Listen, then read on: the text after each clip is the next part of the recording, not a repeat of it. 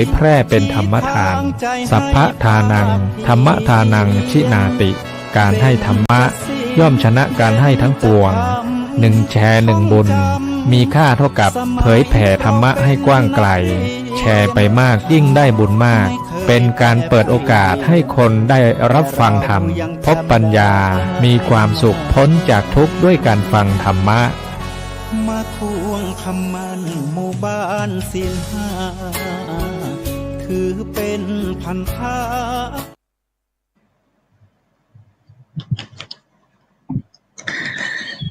ศีลธรรมนำสุขทุกสมัยเราเป็นไทยเพราะมีธรรมประจำชาติหากไร้ศีลสิ้นธรรมต่ำอำนาจ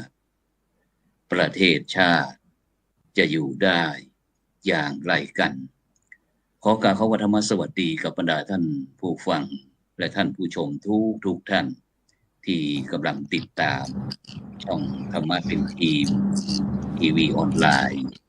กลุ่มประสงค์อุบาสกอุบาสิการ่วมกันเผยแผ่ธรรมะออนไลน์ไลฟ์สด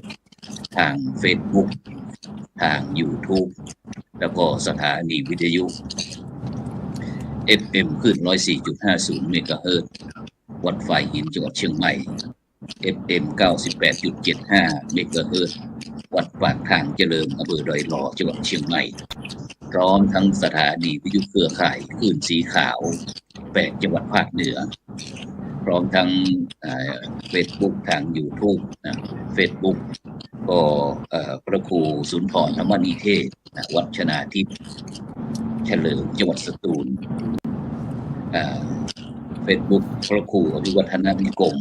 วัดปากทางเจริญอำเภอดอยหล่อจังหวัดเชียงใหม่ Facebook จอมคำปากด้าเขมรัตน์นครเชียงตุง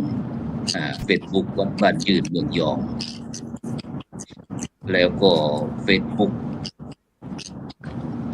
หลวงปู่เขียว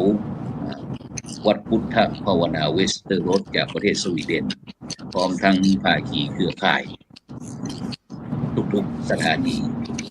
ซึ่งในค่ำคืนวันนี้ก้าวกับผมอาตมาภาพพระครูโสพลปริยัติก็ได้นำรายการสังฆพัฒนาเพื่อประชาชนต้องหาเครื่องไฟมาเสียบพระสงฆ์ในยุคที่รอม่อนมาพบกับบรรดาท่านผู้ฟังท่านผู้ชมเป็นประจำนะทุกคืนวันศุกร์เวลาตั้งแต่ 20 นาฬิกาเป็นต้นไปจนถึงเวลาประมาณ 22 นาฬิกานะซึ่งก็เป็นการให้ความร่วมมือกับสถานีวิทยุเครือข่ายคลื่นสีขาวช่องทำเป็นทีมทีวีออนไลน์นะประจำปี 2567นะซึ่งก็มีสถานีวิทยุดอยหมอกเรดิโออำเภอเวียงป่าเป้าสถานีวิทยุเมืองพานเรดิโอ FM 99.25 เมกะเฮิรตซ์สถานีวิทยุคนรักพะเยาFM 106.75 เมกะเฮิรตซ์วิทยุเมืองปานเรดิโอ FM 106.0 เมกะเฮิรตซ์วิทยุสตาร์เรดิโอFM 101.25 101.25 เมกะเฮิรตซ์วิทยุบ้านแป้นเรดิโอ FM 96.25 เมกะเฮิรตซ์วิทยุคนเมืองน่านอำเภอภูเพียงจังหวัดน่าน FM 104.50 เมกะเฮิรตซ์พร้อมทั้งวิทยุคณะสงฆ์เบอร์ฝางจังหวัดเชียงใหม่ FM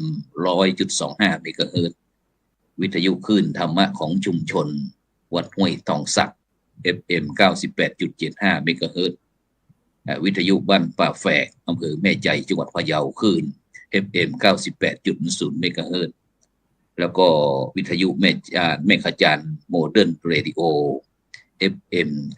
94.50 เมกะเฮิรตซ์พร้อมทั้งวิทยุเรดิโออำเภอFM 90.52 เมกะเฮิรตซ์วิทยุสันโค้งเรดิโออำเภอแม่สายจังหวัดเชียงราย FM 90.52 เมกะเฮิรตซ์วิทยุบ้านท่าเรดิโออำเภอชัยปราการ FM 91.75 เมกะเฮิรตซ์ วิทยุชุมชนคนเมืองลี้วัดพระธาตุ5 ดวงอำเภอลี้อำเภอ FM 103.75 เมกะเฮิรตซ์พร้อมทั้งวิทยุมนต์เสียงธรรมวัดปุพพารามอำเภอแม่แจ่ม FM 106.25 เมกะเฮิรตซ์วิทยุเพื่อการศึกษาและพัฒนาอาชีพFM 103.0 อำเภอเมืองปานอำเภอเมืองจังหวัดลำปางพร้อมทั้งสถานีวิทยุเรดิโอวิทยาลัยเทคโนโลยีและการจัดการกฟผ.อำเภอแม่เมาะจังหวัดลำปางสถานีวิทยาลัยสงฆ์นครลำปาง FM 106.50 เมกะเฮิรตซ์แล้วก็วัดบุญยวาสแล้วก็สถานียุเกาะกาละเกตเรดิโอ FM 89.75 เมกะเฮิรตซ์ตำบลทุ่งโฮงอำเภอเมืองจังหวัดแพร่ทีมงานคุณดารุณีพร้อมทั้งสถานียุสัมพันธ์อำเภอเชียงแสนสื่อสารสาธารณชนคนเชียงแสน FM 106.25 เมกะเฮิรตซ์อำเภอเชียงแสนจังหวัดเชียงรายซึ่งวันนี้ก็ถือว่าเป็นอาทิตย์แรกของเดือนที่ทางช่องธรรมะเป็นทีมทีวีออนไลน์ร่วมกับสถานีวิทยุเครือข่ายคลื่นสีขาว8 จังหวัดภาคเหนือได้นำรายการสังฆพัฒนาเพื่อประชาชนบทบาทพระสงฆ์ในยุค New Normal มาพบกับบรรดาท่านผู้ฟังท่านผู้ชมฉะนั้นก็บรรดาท่านผู้ฟังท่านผู้ชมก็สามารถที่จะให้กำลังใจด้วยการกดติดตามกดไลค์กดแชร์เพื่อเป็นธรรมทานยิ่งแชร์มากก็ได้บุญมากแชร์น้อยก็ได้บุญน้อยไม่แชร์ก็ไม่ได้บุญหรือว่าจะร่วมสนับสนุนช่องธรรมะเป็นทีมทีวีออนไลน์ของเราก็สามารถที่จะร่วมบริจาคได้ที่บัญชีออมบุญออมธรรมวันละบาททางธนาคารไทยพาณิชย์เลขที่บัญชีก็145244700-8ชื่อบัญชีก็พระมหาไทยธรรมกิจพระมหาชาญชัยพรหมประดิษฐ์แล้วก็พระอาจารย์จตุรงค์ชูศรีด็อกเตอร์หรือว่าอีกธนาคารก็เป็นธนาคารไทยพาณิชย์เช่นเดียวกัน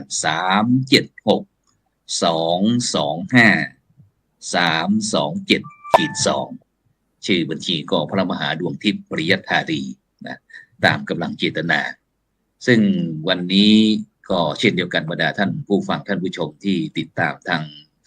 วิทยุเครือข่ายคลื่นสีขาว8 จังหวัดภาคเหนือของเราก็ครึ่งชั่วโมงสุดท้ายเราก็จะเปิดโอกาสให้กับบรรดาท่านผู้ฟังท่านผู้ชมทุกท่านทั้งที่ดูทีวีออนไลน์หรือว่าติดตามทาง Facebook ทาง YouTube หรือว่าติดตามทางวิทยุFM เครือข่ายคลื่นสีขาว8 จังหวัดภาคเหนือของเราก็เตรียมตัวครึ่งชั่วโมงสุดท้ายโทรมาที่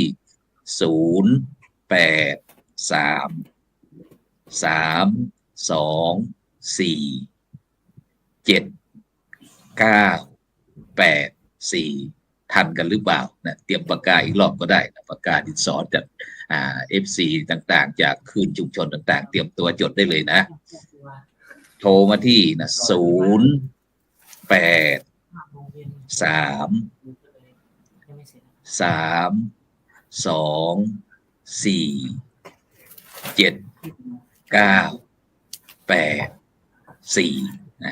งั้นก็วันนี้ท่านผู้ฟังท่านผู้ชมก็เตรียมได้เลยเพราะว่าวันนี้เป็นวันสำคัญที่เราได้รับความเมตตาจากผู้ร่วมรายการถือว่าเป็นประวัติศาสตร์ของช่องธรรมะเป็นทีมก็ว่าได้ที่พระมหาเถระต่างๆได้ให้ความสำคัญเกี่ยวกับเรื่องการเผยแผ่พระพุทธศาสนาเพราะว่าในปัจจุบันเน้นนอกจากที่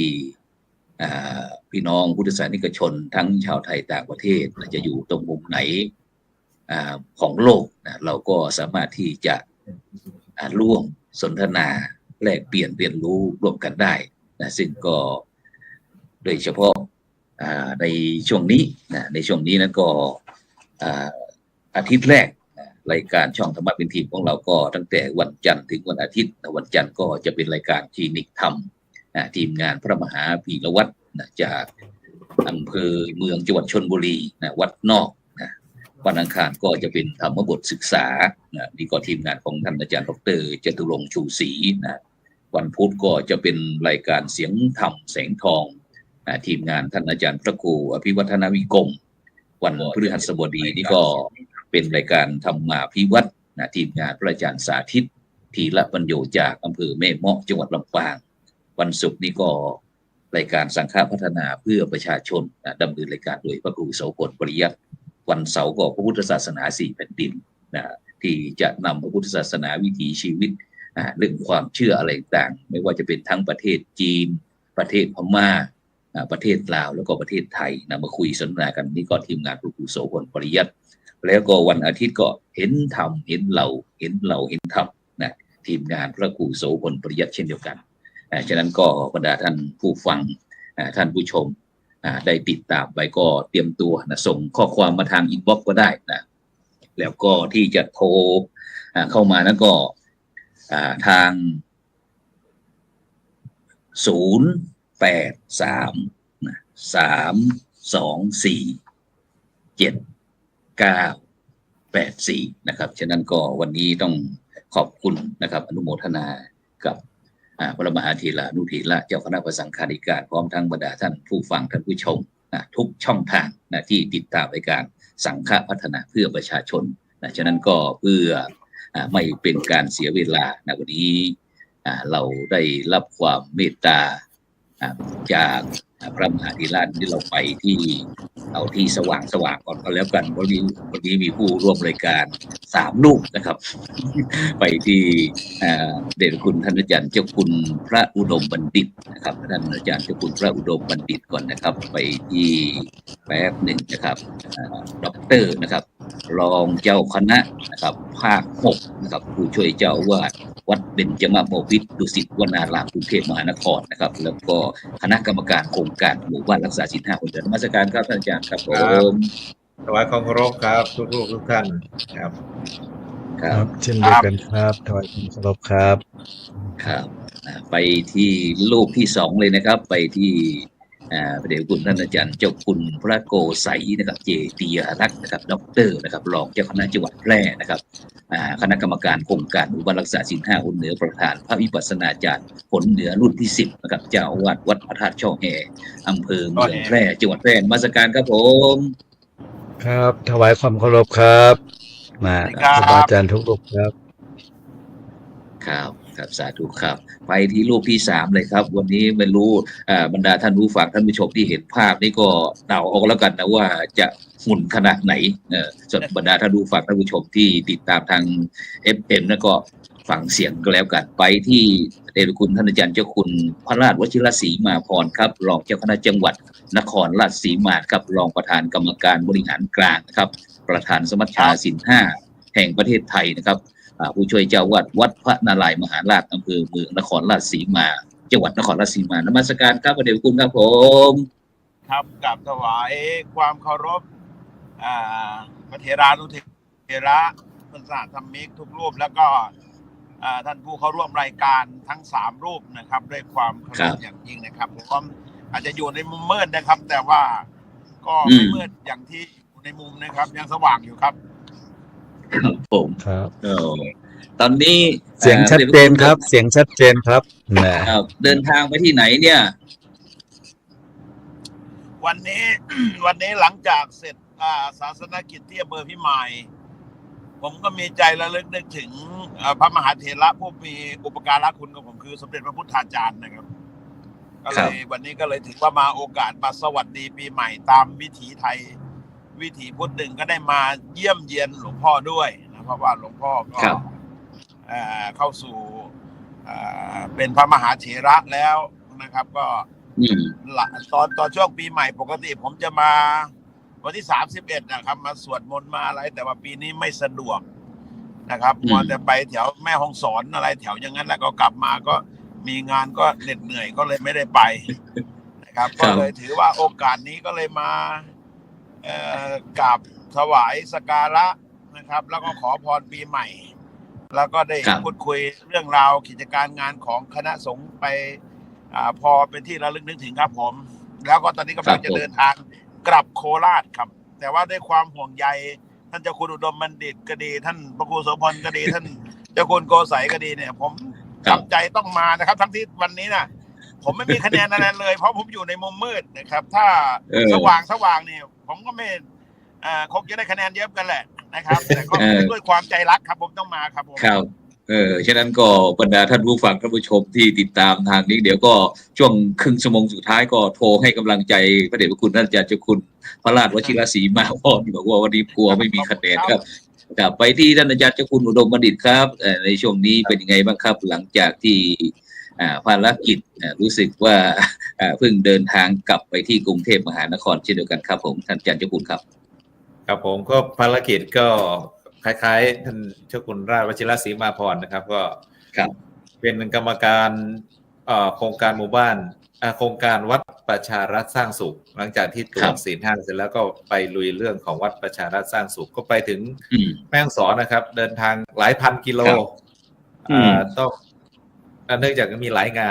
นธรรมจาริกอยู่ที่เชียงรายจากเชียงรายวิ่งขึ้นไปที่นครสวรรค์จากนครสวรรค์ก็วิ่งกลับไปพิษณุโลกไปเชียงรายไปแม่ฮ่องสอนครับก็เป็นงานที่ของคณะสงฆ์นะครับต้องใช้ความเสียสละจากนั้นก็มาช่วยงานวัดงานวัดก็มีที่เราทำกันทั่วประเทศเนาะก็คือการสวดมนต์ข้ามปี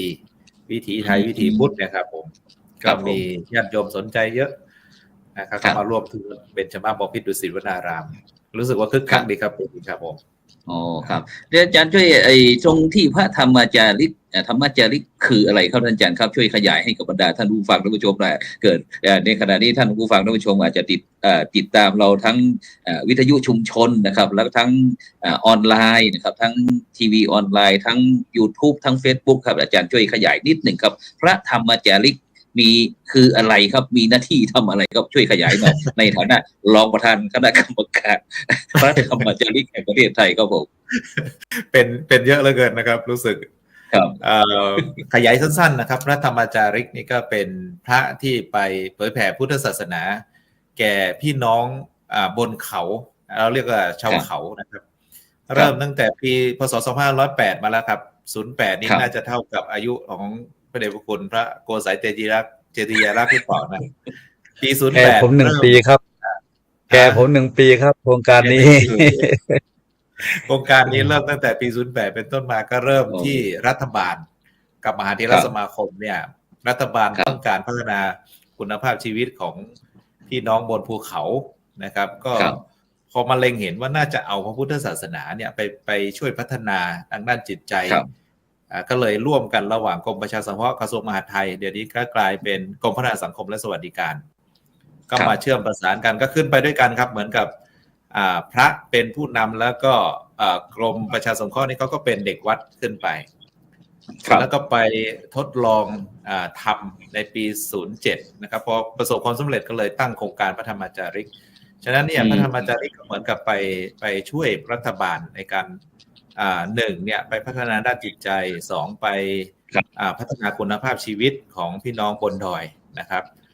ฉะนั้นเนี่ยเมื่อพูดถึงพระธรรมจาริกก็คือพระที่ไปเผยแผ่พุทธศาสนาบนกับพี่น้องชาวเขาครับเดี๋ยวนี้เราก็มีอาสมเราไม่เรียกว่าวัดนะเป็นสำนักสงฆ์เดี๋ยวนี้ก็พยายามดีเจ้าพระคุณสมเด็จพระมหารัชมงคลเนาะพระอะไรนะมงคลเจ้าคณะใหญ่หลวงมหาราชมังคลาจารย์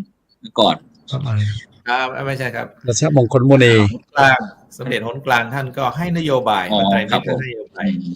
อยากจะให้พระธรรมจาริกหรืออาสมพระธรรมจาริกยกระดับฐานะขึ้นมาเป็นที่พักสงฆ์เป็นสำนักสงฆ์และที่ไหนสามารถยกเป็นวัดได้ก็ยกเป็นวัดได้ครับผมฉะนั้นเนี่ยโครงการพระธรรมจาริกสรุปง่ายๆก็คือพระที่ไปเผยแผ่พุทธศาสนาแล้วก็ไปพัฒนาคุณภาพชีวิตของพี่น้องชาวเขานะครับโดยเริ่มตั้งแต่พระคุณสมเด็จพระพุทธชินวงศ์อดีตเจ้าวาดวัดเบญจมาบพิตรเนี่ยถือว่าเป็นผู้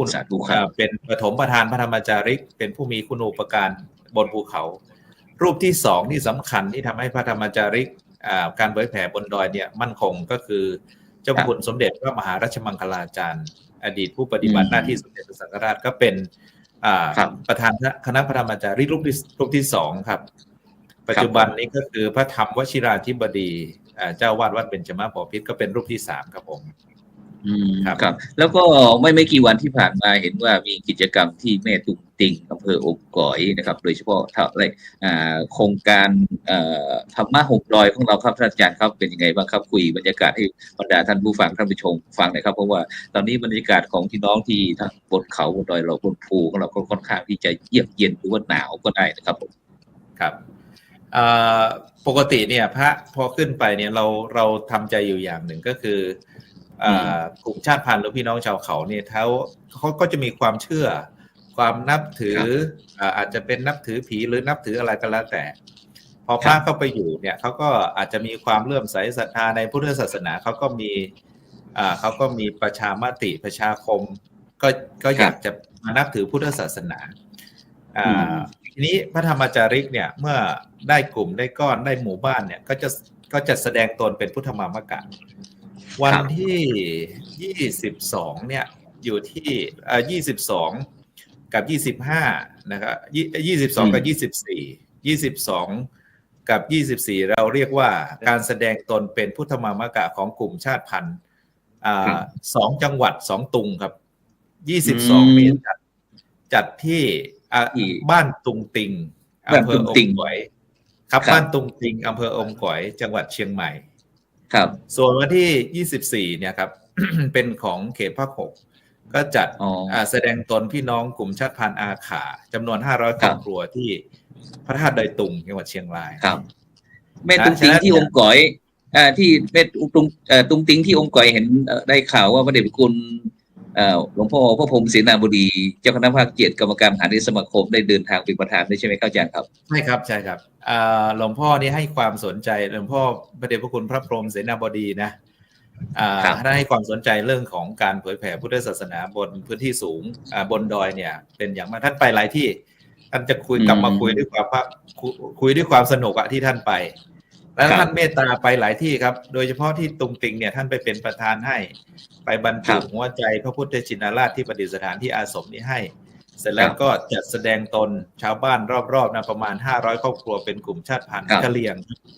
อันนี้ก็น่ารักมากกะเหรี่ยงนี่ท่านเขามาปฏิบัติธรรมก่อนครับพอเราจะจัดนี่เรามาปฏิบัติธรรม3 วัน 5 วันเสร็จแล้วเราก็จัดแสดงตนเป็นพุทธมามกะที่ตุงติงเนี่ยวิธีของพระธรรมจาริกเนี่ยเวลาเราแสดงตนเป็นพุทธมามกะเราก็คัดเลยครอบครัวไหนต้องการเข้าสำรวจแล้วได้500ครอบครัวเนี่ยพอมาแสดงตนนี่เราก็จะมอบพุทธรูปนะครับหน้าตัก5 นิ้วให้ครอบครัวละ1ครอบครัวไปบูชาไปเป็นที่พึ่งนะครับในที่ในครอบครัวในบ้านเขาเพื่อเป็นสิริมงคลครับผมและอีกวันนึงอาจารย์ครับเห็นว่ามีโยมพี่น้องชาวกะเหรี่ยงหรือว่าปากากยอของเราถวายที่สร้างวัดด้วยนี่ใช่ไหมครับอาจารย์ครับใช่ครับใช่คือถวายไว้เยอะครับหลายที่แต่ว่ายังไม่มีกำลังจะสร้างอยู่หลายที่หลวงพ่อโกสัยเจติยาลักษณ์สนใจสักที่ก็ได้นะเดี๋ยวนี้นี่มีที่อมก๋อยเนี่ยถวายที่ไว้1 ที่ละจะสร้างวัดเมื่อกลางเดือนที่แล้วผมไปแสดงตนเหมือนกันมีพี่น้องชนเผ่าอาขานะอาจารย์รู้จักนะอาขาสมัยก่อนเนี่ยเขาอาขาเนี่ยจะถือว่ามีเครื่องทรงที่อลังการมากเป็นเงินเป็นทองเป็นอะไรต่างๆตัวสวยครับเป็นเครื่องเงินจริงๆนะครับอันนี้ดีมากทั้งหมดหมู่บ้านเลยเขาก่อนเขานับถือบรรพบุรุษนับถือผีนับถือบรรพบุรุษเขาก็ประชาคมทั้งหมู่บ้านเลยครับชื่อหมู่บ้านอาแบครับหมู่บ้านอาแบนี่เขาประชาคมทั้งหมู่บ้านเลยขอยกหมู่บ้านเนี้ยขึ้นมานับถือพระรัตนตรัยคณะสงฆ์ในพื้นที่ไม่รู้จัดการอย่างไรเขาก็เห็นผมทำงานเกี่ยวกับเรื่องนี้ก็เลย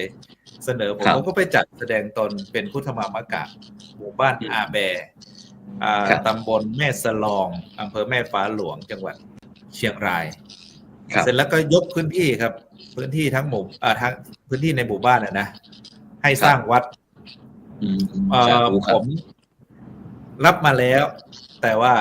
ไม่ได้ไปสนใจเขาเองเลยเพราะไม่มีเวลายังไม่ได้ไปสนใจแต่ว่าด้วยความเข้มแข็งภายในมันเหมือนกับเขาอยากเป็นเองนะเขาระเบิดจากภายในเนี่ย เขาจะจัด ครับ กิจกรรมตลอดเลยครับ จัดกิจกรรมเกี่ยวกับพุทธศาสนา เวลาเขาจัดเขาไปนิมนต์พระที่นั่นที่นี่มาเสร็จแล้วก็ ครับ มาทำกิจกรรมในหมู่บ้าน เสร็จแล้วเนี่ยล่าสุดเนี่ยเขาก็ต้องการจะสร้างวัดละเพราะว่าถวายที่ให้ผมแต่ผมยังไม่มีเวลาที่จะไปเขาก็ประชุมหมู่บ้านทอดผ้าป่ากันเองได้มา2-3 หมื่นเขาก็จะไปปรับพื้นที่ ผมก็เลยมีแนวคิดว่าเนี่ยเป็นการระเบิดจากภายในก็เลยเดินทางไป เสร็จแล้วก็ไปมอบทุนให้ส่วนหนึ่งเสร็จแล้วก็ให้แนวคิดว่าเวลาจะสร้างอะไรเนี่ยอยากจะให้สร้างเป็นอัตลักษณ์อย่างเช่นกะเหรี่ยงเนี่ยเขามีความโดดเด่นด้านอะไร อยากให้เขาสร้างวัดที่เป็นสัญลักษณ์หรือเป็นอัตลักษณ์ของกะเหรี่ยงที่แม่สลองในบ้านอาแบแม่สลองในเนี่ยก็อยากจะให้เขา แม่สลองนอกแม่สลองนอก แม่สลองนอกครับแม่สลองนอกที่รู้ดีกว่าผมเนี่ย อย่าหาย ก็มีแนวคิดแล้วไปให้แนวคิดเขาว่า ครับ คุณสร้างธรรมดาปกติเป็นอาคารธรรมดาที่ข้างล่างเขาทำกันน่ะ ครับ มันก็ไม่มีความโดดเด่นไม่มีอะไรเป็นสัญลักษณ์อะไรเลย ก็เลยไปให้แนวคิดเขาว่าคุณควรจะสร้างให้มันเป็นอัตลักษณ์ของอาคารอย่างเช่นผนังอะไรพวกเนี้ยก็มีผ้าอาขามีเครื่องประดับอาขาออกมาประดับเนี่ยให้มันมีอัตลักษณ์โชว์อัตลักษณ์ออกมาเพราะว่าเส้นทางดอยแม่สลองเนี่ยถือว่าเป็นโอกาสที่จะสร้างเขาเรียกอัตลักษณ์การท่องเที่ยวก็มีเส้นทางในการเดินทางก็อยากจะให้เขาทำแล้วก็เวลานักท่องเที่ยวไปก็อาจจะแวะไปทำบุญไปอะไรได้ครับตอนนี้ก็อยู่ในขั้นตอนที่กำลังระดมทุนครับครับอยู่ในแผนแล้วอยู่ในแผนแล้วใช่ไหมท่านโกศลเจติยาลักษณ์นะช่วยที่กล่าวถึงอีกเรื่องหนึ่งครับไม่ได้ก็คือในวันที่24ใกล้กันพอดี22 24ที่บอกว่า2ตุงแรกก็คือตุงติงบ้านตุงติงตุงก่อยตุงที่2นี่ก็คือที่บนพระบรมธาตุเจ้าดอยตุงครับเราก็เข้าใจว่ารอบๆดอยตุงนะมันก็จะมีชนเผ่ากลุ่มชาติพันธุ์ต่างๆไม่ว่าจะเป็นอาขาจีนฮ่อลาหูนะครับกะเหรี่ยงก็มีทีนี้ผมขึ้นไปที่ดอยตุงพอดีไปพักพอดีหลวงพ่อพระพุทธิวงศ์วิวัฒน์ที่ปรึกษาเจ้าหน้าจังหวัดเชียงรายท่านก็ปรารภว่าอยากจะแสดงตนเป็นพุทธมามกะบังเอิญว่าพอดีพาโยมไปปฏิบัติธรรมเนสชิกพอดีที่พระธาตุดอยตุงโยมก็ปรารถนาเลยสนับสนุนทุกเรื่องเลยหนึ่งเนี่ยสนับสนุนพุทธรูป500 องค์ก็ตกอยู่ประมาณสัก700,000แล้วก็จัดสถานที่โรงทานของเครื่องใช้ผ้าห่มอะไรที่เขาไปถวายนี่ก็น่าจะล้านกว่าบาทยอมรับหมดเลยก็เลยเป็นโอกาสว่าแสดงตนเป็นความสำเร็จก็คือจะได้แสดงตนเป็นพุทธมามกะที่นี่ก็เลยจัดแสดงตนกลุ่มชาติพันธุ์ทั้งอาขาลาหูกะเหรี่ยงที่บนพระบรมเจ้าดอยตุง500 ครอบครัวครับโดยอุปถัมภ์ที่จริงโยมคนเดียวกันครับที่อุปถัมภ์การแสดงตนเนี่ยก็คือที่ตุงติงก็โยมนี้ครับแล้วก็ที่ดอยตุงก็คนนี้ก็คือโยมทชัยโยมปุณการัตนชัตตาครับ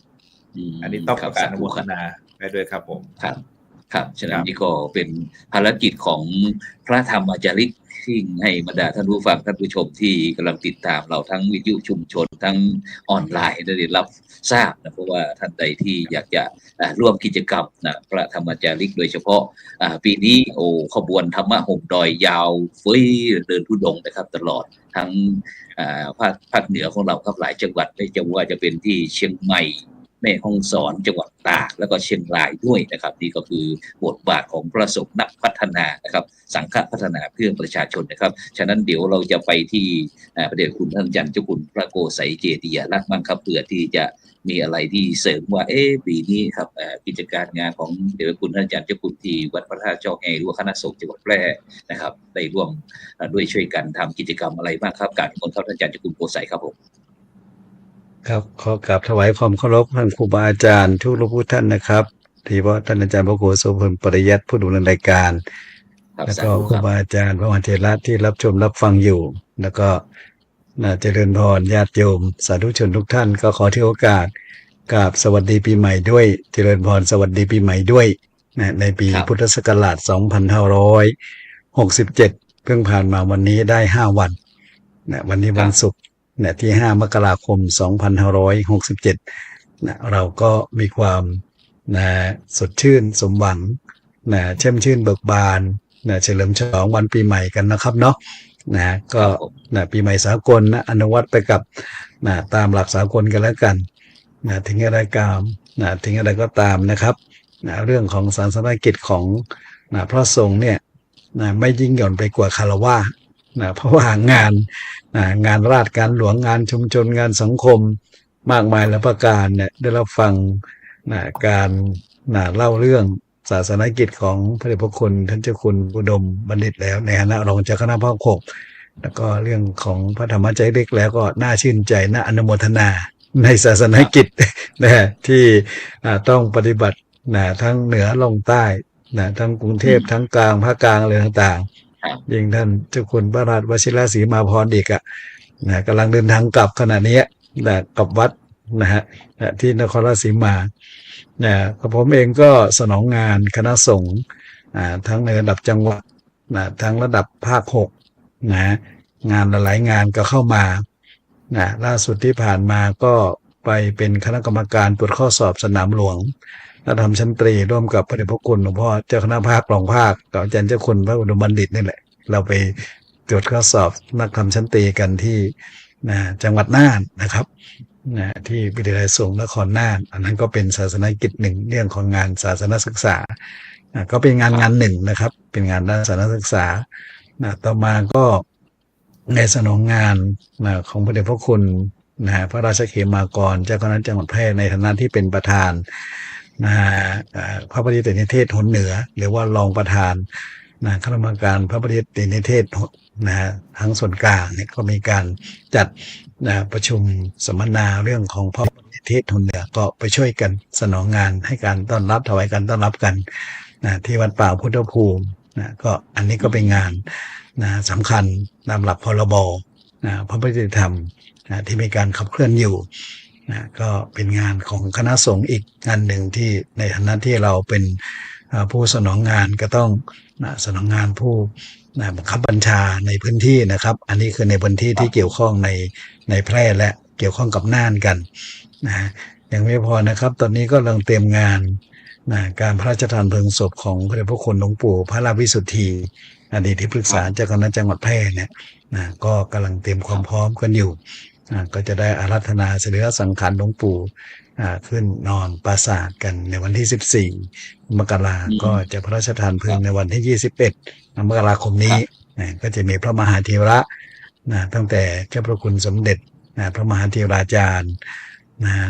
ก็จะได้มาเป็นองค์ประธานในพิธีพระราชทานเพลิงนี้ทั้งหลวงพ่อเจ้าคณะภาครองเจ้าคณะภาค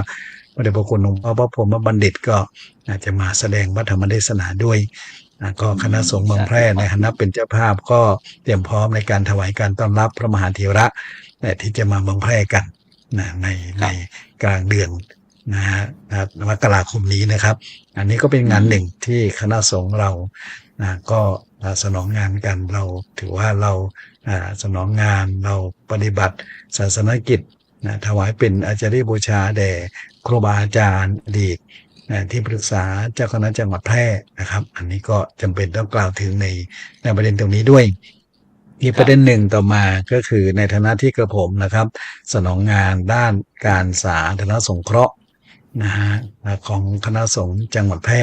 ซึ่งที่วัดพระธาตุช่อแฮพระอารามหลวงเป็นศูนย์สาธารณสงเคราะห์ของมหาเถรสมาคมประจำจังหวัดแพร่นะครับตอนนี้ก็งานด้านสาธารณสงเคราะห์ก็เรามาขับเคลื่อนกันด้านของธรรมนูญสุขภาพพระสงฆ์กัน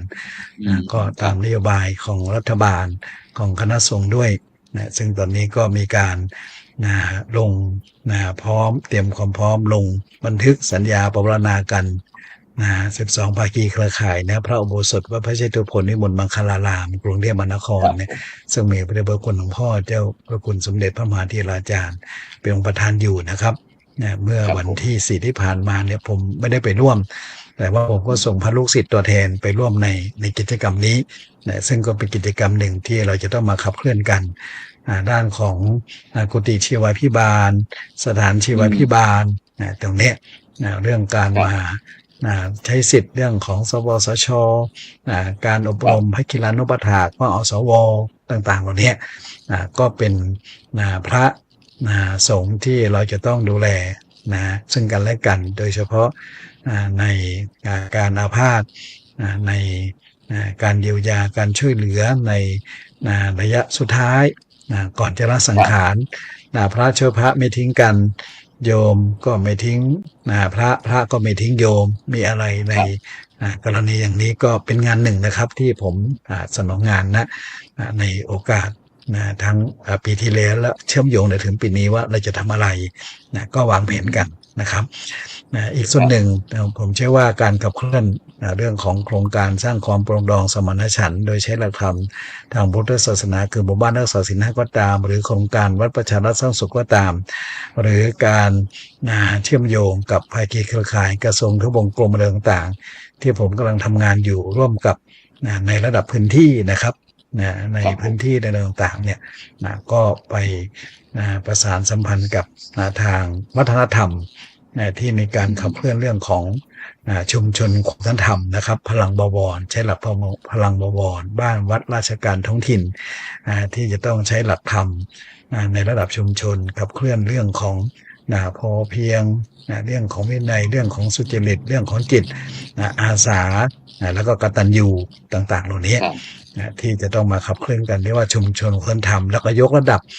ให้โดดเด่นขึ้นทั้งระดับจังหวัดระดับประเทศนะครับที่ผมทำงานอยู่และตอนนี้ก็เรื่องของชุมชนยนต์วิถีก็ได้รับรางวัลมาได้รับรางวัลมาพร้อมที่จะเข้ารับรางวัลจากนายกรัฐมนตรีไม่นานนี้อันนี้ก็เป็นผลงานหนึ่งนะครับที่จะมาต่อยอดขับเคลื่อนในระดับชุมชนว่าเมื่อสิ่งเหล่านี้มันมีคุณค่าแล้วก็ต้องสร้างมูลค่าเพิ่มให้เกิดขึ้นในชุมชนในพื้นที่ว่าเราจะใช้พลังบวรประสานสัมพันธ์กับโครงการพันธกิจของหน้าสงฆ์อย่างไรให้ไปด้วยกันไม่ว่าจะเป็นงานอบตงานหมู่บ้านรักษาศีล 5งานโครงการวัดประชารัฐสร้างสุขหรือการปฏิรูปกิจการพุทธศาสนา6+1อะไรก็แล้วแต่ก็เป็นงานหนึ่งได้อีกงานหนึ่งที่ผมรับภาระธุระคณะสงฆ์จังหวัดแพร่ก็คือเป็นประธานพัฒนาพุทธมณฑลจังหวัดแพร่เราก็คณะสงฆ์จังหวัดแพร่ของเราก็ปฏิบัติธรรมกันที่พุทธมณฑลจังหวัดแพร่ในวันที่11 12 13 14 15ที่ผ่านมาของธันวาคมก็ถือว่าเป็นกิจกรรมกิจของสงฆ์ของคณะสงฆ์ที่ทำกันก็ผ่านมาและต่อไปเราก็จะขับเคลื่อนเรื่องของการอบรมบาลีก่อนสอบด้วย ก็ตั้งใจมุ่งหวังอย่างนั้นตอนนี้ก็ผลการสอนนักธรรมตรีนักธรรมโทนักธรรมเอกก็ออกมาแล้วบางลูกก็ชื่นใจก็ดีใจก็คงจะต้องทำงานกันต่อไปนะครับอันนี้คือพันธกิจที่ได้สนองงานกันระดับล่างแล้วก็วางแผนที่จะเตรียมงานประเพณีไหว้พระธาตุช่อแห่เมืองแพร่แห่ตงหลวงต่อไปนะครับท่านอาจารย์พระโคโสพลครับจะประชุมกันวันที่12 มกราคมนะครับงานประเพณีนี้เป็นงานบุญอันยิ่งใหญ่ของเมืองแพร่จัดทุกปีตามจันทรคติในระหว่างวันขึ้น9ค่ำถึงวันขึ้น15ค่ำเดือน4ใต้เดือน6เหนือปี2561นี้จะตรงกับวันที่18มีนาคมถึงวันที่24มีนาคมเรียกว่างานวันเดือน6เป็นงานขึ้นธาตุประเพณีไหว้พระธาตุช่อแห่เมืองแพร่แห่ตงหลวงก็จะตรงกับงานประเพณีไหว้พระธาตุแช่แห้งภูเพียงแช่แห้งที่เมืองน่านแล้วก็พระธาตุดอยตุงหรืออาจจะหลายที่ที่ตรงกันในช่วงวันเดือน6เป่งในทางเหนือทางใต้ทางภาคกลางก็ว่าเดือน4เป่งอย่างนี้ครับอันนี้เป็นงานวัฒนธรรมประเพณีหนึ่งที่เรามาขับเคลื่อนตามวิถีพุทธวิถีธรรมวิถีไทยนะครับที่เราปฏิบัติกันอยู่ในวิถีชีวิตของความเป็นไทยนี้นะครับก็เป็นกิจกรรมที่เราทำร่วมกับทุกภาคีเครือข่ายนะครับไม่ได้หยุดนิ่งนะครับยิ่งที่ผ่านมาส่งท้ายปีเก่าต้อนรับปีใหม่สากลก็ได้ดำเนินการเมื่อเช้าโอ้โหคึกคักเหลือเกินนะครับคึกคักเหลือเกินนะวันที่1 มกราเนี่ยหลังจากที่วันข้ามปีเสร็จเรียบร้อยแล้วประมาณตี 2กว่าธรรมชาติต้องให้ผมไปหยุดพักที่โรงพยาบาลนะครับทั้งวันเลยของวันที่1มีพระมหาเถระฝากความปรารถนาดีฝากความห่วงใยฝากครูโสพลประยักษ์บอกว่าท่านอาจารย์เจ้าคุณโกไสขอให้เบาๆงานหน่อยรักษาสุขภาพด้วยครับ กับขอบพระคุณด้วยความเป็นห่วงเป็นใยนะครับแต่ก็อย่างไรก็เพื่อพระศาสนาก็จะทนุถนอมธาตุขันธ์ที่จะปฏิบัติศาสนกิจต่อไปนะครับ ขอเล่าเรื่องหนึ่งนะครับเมื่อเช้านี้นะครับเป็นวันอายุวัฒนมงคลของคุณพ่ออาจารย์ผู้ช่วยศาสตราจารย์ศรีเนียมนรงค์นะครับซึ่งเป็นครูบาอาจารย์อดีตก็คือดำรงตำแหน่งผู้ช่วยเจ้าอาวาสวัดเบญจมบพิตรดุสิตวนารามกรุงเทพมหานครนะครับสมัยดำรงสมณศักดิ์เป็นพระกิตติวงศ์เวทีนะครับแล้วก็เป็นอดีตเลขานุการเจ้าคณะใหญ่คนเหนือด้วยนะครับวันนี้ท่านเจริญอายุวัฒนมงคล8 รอบ 96 ปีนะครับทางคณะสงฆ์หนองแพร่ลูกศิษย์ลูกหาวัดพระธาตุช่วงแห่พระอารามหลวงได้จัดประกอบพิธีสืบชะตาทูลขวัญให้คุณพ่ออาจารย์ศรีเนียมนรงค์กันนะครับท่านก็มานั่งในซุ้มเครื่องสืบชะตาท่านก็ดีอกดีใจท่านชื่นอกชื่นใจมากๆเลยนะลูกศิษย์ลูกหาทำให้ท่านเพราะคุณพ่ออาจารย์ศรีเนียมนรงค์ท่านสอบได้ปริญญาธรรม9 ประโยคคนแรกของภาคเหนือนะครับคนแรกของภาคเหนือก็เราก็ภาคภูมิใจที่เรามีครูบาอาจารย์ในยุคก่อนๆท่านเป็นผู้บุกเบิกด้านของภาษาบาลีสอบได้ปริญญาธรรม9 ประโยครูปแรกของภาคเหนือเนี่ยแล้วก็ดำรงสมณศักดิ์เป็นพระราชคณะพระกิตติวงศ์เวทีและดำรงตำแหน่งอดีตเลขานุการเจ้าคณะใหญ่คนเหนือด้วยนะครับอาจารย์เจ้าคุณพระอุดมบัณฑิตทราบเป็นอย่างดีเรื่องนี้ก็คงจะเล่าได้ต่อไปได้นะครับ วันนี้วันเกิดท่านนะครับ8 รอบ 96 ปีนะครับเมื่อเช้าก็ไลฟ์สดด้วยอาจจะสามารถเอาภาพมาแทรกได้นะครับก็เล่าเรื่องสดๆร้อนๆเมื่อเช้านี้ให้รายการนี้ได้ชื่นชมอนุโมทนากันว่าอาจารย์อุดมบัณฑิตเดี๋ยวให้พรให้อวยพรวันเกิดให้ปู่อาจารย์เราหน่อยครับและอาจารย์ปู่นะครับท่านเป็นพระมหาเถระแต่ก่อนท่านเป็นพระเถระที่วัดเบญจมบพิตรเป็นประโยคเรียนธรรม9 ประโยครูปแรกของภาคเหนืออย่างที่ท่านอาจารย์เจ้าคุณพระโกษัยเตียรักษ์พูดสนองงานคณะสงฆ์ได้ดีมากจนได้สำนักศักดิ์เป็นพระราชาคณะพระกิตติวงศ์เวทีนี่ถือว่าเป็นชื่อที่วัดเบญจมบพิตรไปไหนไม่ได้แล้วทีนี้เสร็จแล้วก็ด้วยอะไรท่านก็ลาสิกขาลาศึกษาไปแล้วก็ไปเป็นอาจารย์อยู่ที่มจรเนาะอาจารย์เนาะอยู่ที่มหาวิทยาลัยสยามนะครับมหาวิทยาลัยสยามใช่ไหมครับเสร็จแล้วก็ไปปฏิบัติหน้าที่หลายๆอย่างถ้าท่านยังอยู่เนี่ยผมคิดว่าท่านคงไม่สมณศักดิ์อย่างน้อยนี่ไม่น่าจะต่ำกว่าสมเด็จนะ96 ปีครับผมอายุยืนมากอายุอันนั้น96ครับให้พรปู่หน่อยครับผมงั้นก็ให้พรปู่หน่อยพระศรีรัตนตรัยสิ่งศักดิ์สิทธิ์ทั้งหลายที่วัดเบญจมบพิตรรวมไปถึงศักดิ์สิทธิ์ทั้งหลายพระบารมีธรรมของล้นเกล้ารัชกาลที่5ปกปักรักษาให้คุณพ่อศรีเนียมนรงค์จงมีสุขภาพแข็งแรงมีอายุยืนยาวเป็นร่มขวัญของศิษยานุศิษย์ตลอดกาลนานครับสาธุครับเป็นเมื่อกี้ผมไปเยี่ยมท่านอยู่นะมีโอกาสได้ไปเยี่ยมไปคุยท่านก็มีความภาคภูมิใจในสิ่งที่ผ่านมามากในชีวิตครับผมครับก็ไม่มีอะไรดีกว่าที่เราเป็นกำลังใจให้กันนะครับท่านเป็นภูมิปัญญาด้านของบทกลอนนะครับบทกลอนภาษาไทยเนี่ยบทกลอนทุกสิ่งทุกอย่างเนี่ยท่านมีความชำนาญถามเรื่องของกาบเรื่องฉันทลักษณ์เรื่องอะไรต่างๆเหล่านี้ท่านแบบสดๆเลยนะครับต่อเป็นภาษาบาลีได้เลยประโยค9ด้วยกันสามารถสนทนาเป็นภาษาบาลีได้ทันทีเลยนะครับส่วนมากพระเถระในสมัยเดิมนะอย่างเช่นวัดเบญจมบพิตรหลายรูปมากที่เชี่ยวชาญเรื่องฉันทลักษณะเรื่องกลอนปราบกลอนพ่อศรีนี่ก็คนหนึ่งอีกคนหนึ่งที่มหาเถรสมาคมยกย่องก็คือพ่อพรหมจริยอาจารย์อยู่ในสร้อยนามก็จะมีคำว่าจินตกวีดีลกด้วยเชี่ยวชาญมากครับผมฉะนั้นขอแทรกงานนิดหนึ่งครับเมื่อกี้ได้ยินท่านอาจารย์เจ้าคุณพระโกษัยเจติยารักษ์ดรนะครับก็รองเจ้าคณะจังหวัดแพร่ก็ได้พูดถึงเรื่องภาคีลานุปถากนะครับและครูติชีวาภิบาลครับซึ่งในวันที่19 ถึง 21นะครับมกราคมนี้ก็ ภาคีลานุปถากภาคเหนือนะครับก็จะมีการจัดประชุมแลกเปลี่ยนนะครับกลไกการขับเคลื่อนนะครับโครงการวัดปอดบุรีนะครับแล้วก็เครือข่ายภาคีลานุปถากภาคเหนือนะครับภายใต้การขับเคลื่อนธรรมนูญสุขภาพพระสงฆ์นะครับสู่ธรรมนูญเชิงพื้นที่นะครับกิจกรรมโชว์เชื่อมแชร์นะครับปวารณาประกาศเจตนารมณ์นะครับสารพลังขับเคลื่อนมติมหาเถรสมาคมนะครับเรื่องแนวทางการปฏิบัติการจัดงานบุญปลอดเหล้านะครับปลอดบุหรี่และบุหรี่ไฟฟ้านะครับแล้วก็วัดส่งเสริมสุขภาพภาคีลานุปถากนะครับกุฏิชีวาภิบาลนะครับในวันที่19ถึง21นะครับมกราคม2567นะครับที่วัดบุญยืนพระอารามหลวงนะครับอำเภอวังเวียงสานะครับจังหวัดน่านแล้วก็วัดดอนมูลนะครับวัดดอนมูลของเรานะครับวัดตำบลดู่ใต้อำเภอเมืองน่านจังหวัดน่านครับซึ่งก็จะมีพระเดชพระคุณหลวงพ่อพระราชศาสนาภิบาลนะครับเจ้าคณะจังหวัดน่านแล้วก็ท่านนายแพทย์ชลน่านสีแก้วนะครับรัฐมนตรีว่าการกระทรวงสาธารณสุขนะครับก็จะได้ดำเนินกิจกรรมที่จังหวัดน่านในระหว่างวันที่19ถึง21นะครับฉะนั้นก็ขอประกาศขอบพระคุณท่านอาจารย์เจ้าคุณโกไสเจดีย์รักษ์คือได้เอ่ยชื่อที่ขึ้นมานะครับซึ่งพระครูโสพลวิริยะก็ในฐานะที่เป็นคณะกรรมการครับที่ขับเคลื่อนเรื่องเหล่านี้นะครับฉะนั้นเดี๋ยวเราหลวงตาอ้วนเพราะเราก็จะน้อยใจนะครับเพราะว่านั่งรอนานครับไปที่หลวงตาหน่อยครับพระเดชคุณหลวงพ่อพระราชวชิร ขอแทรกนิดหน่อยนะครับ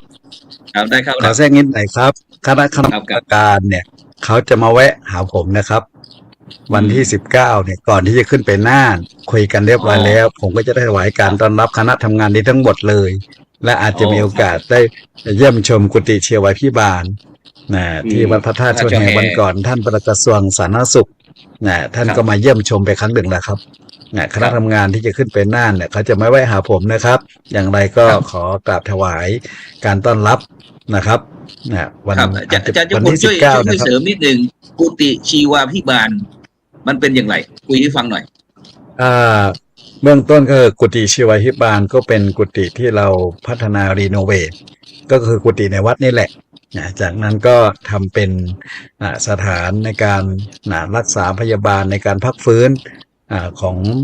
พระภิกษุสามเณรที่อาพาธในวัดหรืออาจจะต่างวัดเพื่อเป็นการดูแลเยียวยาซึ่งบางรูปไม่สะดวกในการที่จะไปนอนที่โรงพยาบาลก็กลับมานอนที่กุฏิชีวาภิบาลที่วัดของตนเองหรือวัดในพื้นที่ของตนเองก็จะได้ดูแลรักษาเบื้องต้นหรือในระดับกลางหรือระดับขั้นสุดท้ายในที่ท่านไม่ปรารถนาที่จะอยู่โรงพยาบาลนานหรือแม้กระทั่งจะมาละสังขาร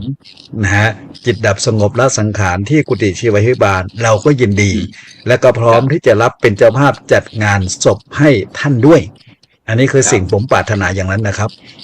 เรามาดูแลในขั้นสุดท้ายพระเราไม่ทิ้งกันตั้งแต่เริ่มต้นท่ามกลางและเบื้องปลายอย่างไรอันนี้คือสิ่งที่ผมปรารถนาและผมปรารถนามานานแล้ว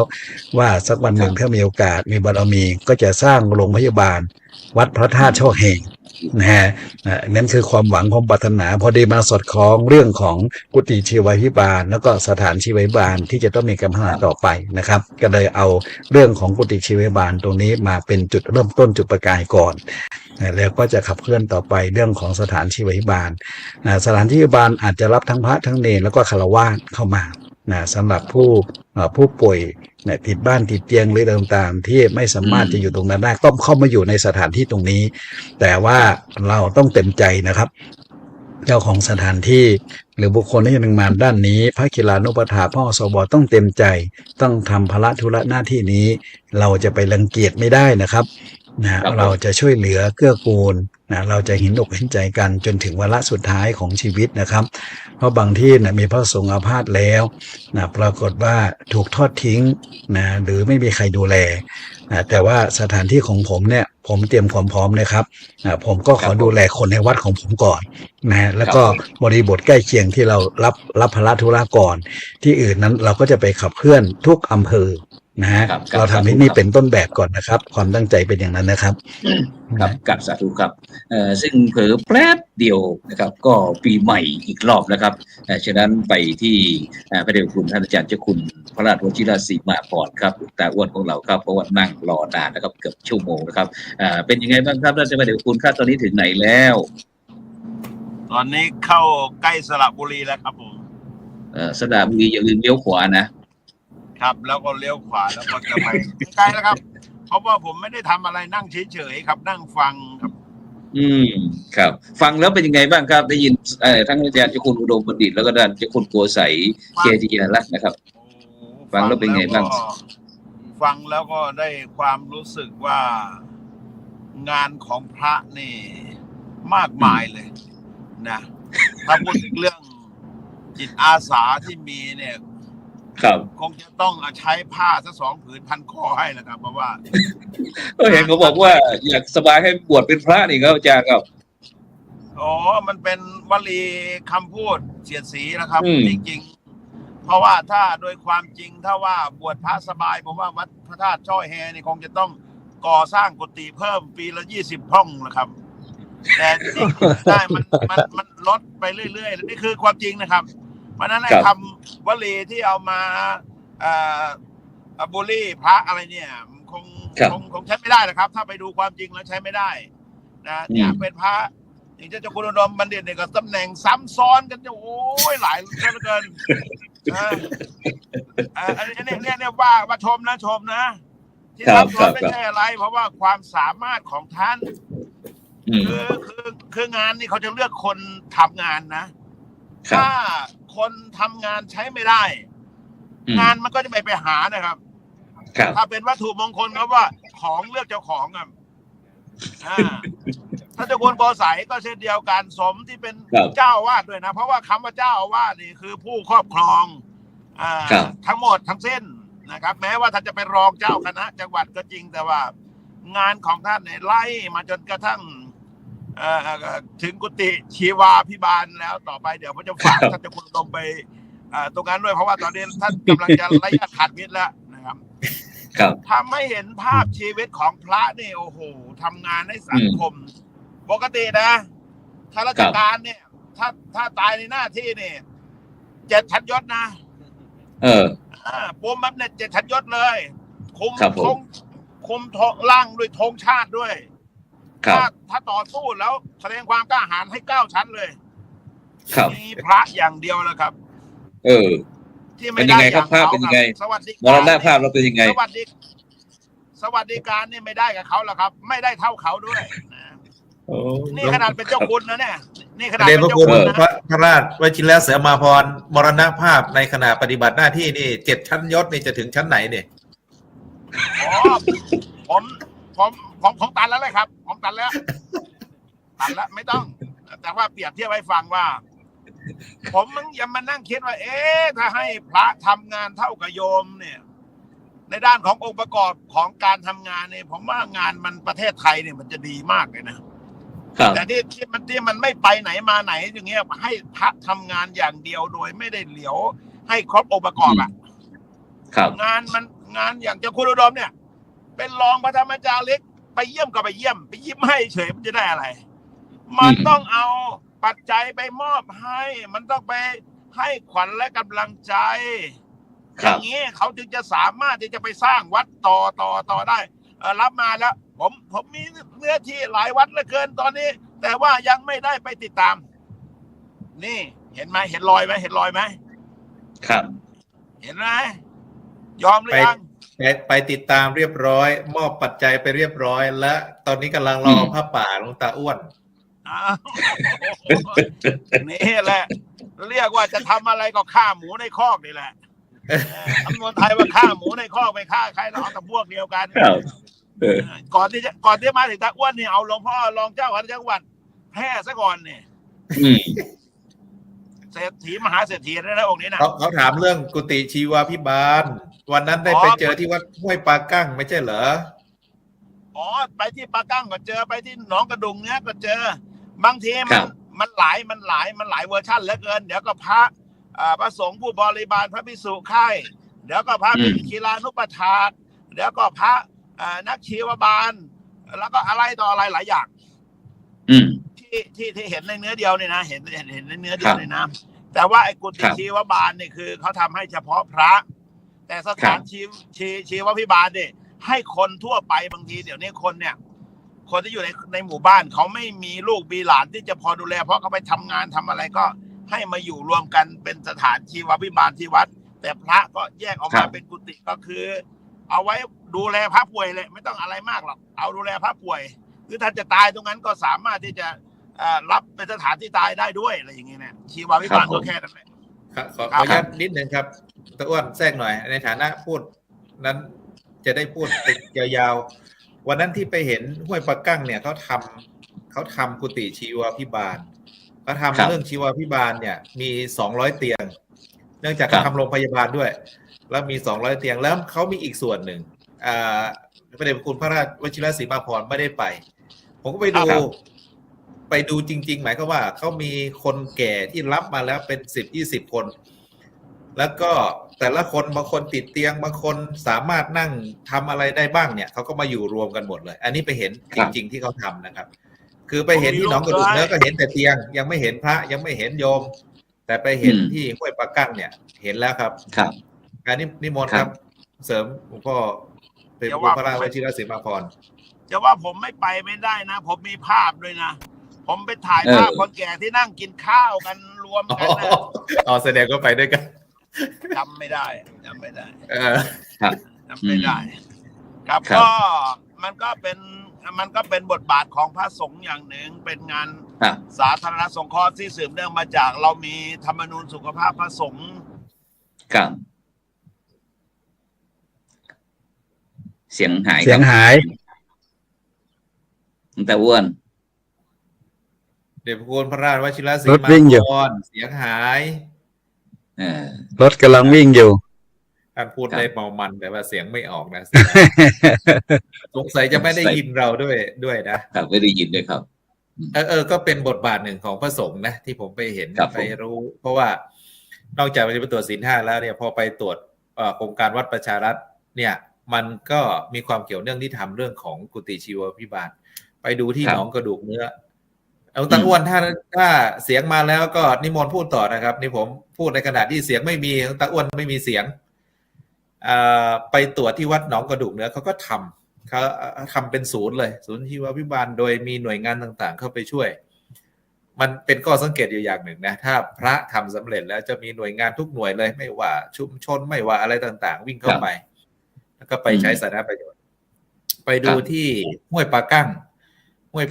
เนี่ยถือว่าหลวงพ่อพบโชคเนาะไพศาลประชาธรนี่ท่านมีบารมีท่านก็สร้างโรงพยาบาลเลยในโรงพยาบาลนั้นก็มีเขาเรียกว่ามีทุกห้องเลยไม่มีอยู่ห้องเดียวก็คือห้องจ่ายตังค์ทุกคนถือว่ามีความเท่าเทียมกันหมดไม่ถือว่าเป็นเรื่องของศาสนาไม่ถือว่าเป็นเชื้อชาติอะไรรับหมดทุกคนไม่มีห้องเดียวคือห้องจ่ายตังค์คุณตาอ้วนเสียงมาหรือยังเลยครับไม่มีเสียงนะไม่มีเสียงคุณตาอ้วนปรับเสียงหน่อยเขาฟังแล้วสนุกยังสัญญาณหายหรือเปล่าระบบเสียงขาดครับเสียงไม่มีครับออกสนุกดีฟังหลวงตาอ้วนครับหลวงตาอ้วนออกแล้วเข้าใหม่ออกแล้วเสียงหายอันเล่าให้ฟังนิดหนึ่งที่ห้วยปะกั้งที่ไปเจอนี่มันก็จะเจอเรื่องของบทบาทของพระที่ทำอย่างมหาศาลนะหมายความว่าท่านทำทุกด้านเลยแต่ว่ามาเรื่องของธรรมนูญสุขภาพสงฆ์เนี่ยผมว่าท่านมีบทบาทได้มากเช่นสร้างโรงพยาบาลเนี่ยโรงพยาบาลเนี่ยก็รับหมดโดยฟรีไม่มีชนชั้นไม่มีอะไรใครไปถึงปฏิบัติเท่าเทียมกันหมดและพูดถึงชีววิบาลเนี่ยเขามี200กว่าเตียงนะครับที่ในโรงพยาบาลมี200กว่าเตียงแล้วยังมี200กว่าเตียงนี้อาจจะเป็นเรื่องของความฉุกเฉินหรืออะไรนะเขาอาจจะเตรียมไว้แต่ว่าที่ท่านทำจริงๆท่านไปทำอีกที่หนึ่งแถวศาลาแถวกุฏิท่านอยู่ฝั่งโน้นก็จะรับคนเฒ่าคนแก่ที่ติดเตียงก็เอามาดูแลที่อายุมาก80-90ก็มานั่งคนที่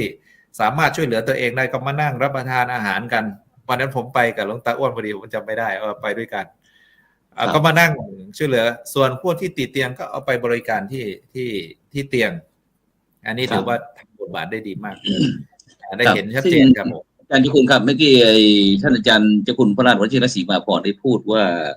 โครงการหมู่บ้านรักษาศีล5ของเราเนี่ยครับก็จะมีการประชุมแล้วก็จะวาง แมปวางแผนอะไรต่างๆครับซึ่งก็มี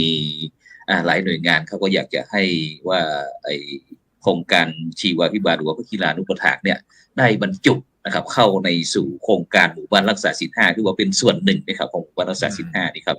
ซึ่งฉะนั้นเราได้คุยกันมาชั่วโมงกว่าๆครับซึ่งเราก็ได้พูดนะครับเกี่ยวกับเรื่องส่งท้ายปีเก่าต้อนรับปีใหม่นะครับแล้วก็บทบาทนะครับของคณะครูบาอาจารย์ต่างๆครับฉะนั้นก็วันนี้เป้าหมายของเราก็คือเรื่อง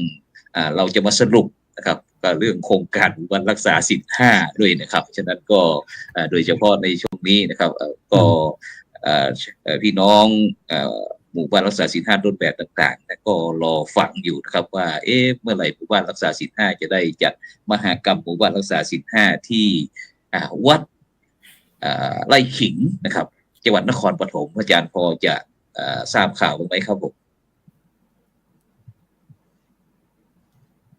อาจารย์เจ้าคุณอุดมบัณฑิตทราบข่าวพอทราบข่าวบ้างไหมครับผมอ๋อครับเรื่องของการจัดมหกรรมศีล5ใช่ไหมครับที่วัดไร่ขิงเนี่ยปกติเราก็พอเราขับเคลื่อนในแต่ละปีเสร็จเราไปตรวจเยี่ยมเสร็จนี่เราก็จะจัด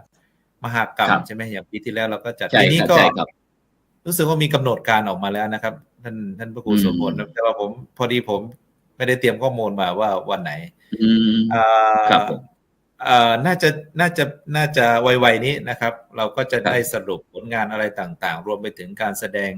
เอาหมู่บ้านรักษาศีล5ที่เขาปฏิบัติจริงๆแล้วเขาได้รับรางวัลเป็นต้นแบบเนี่ย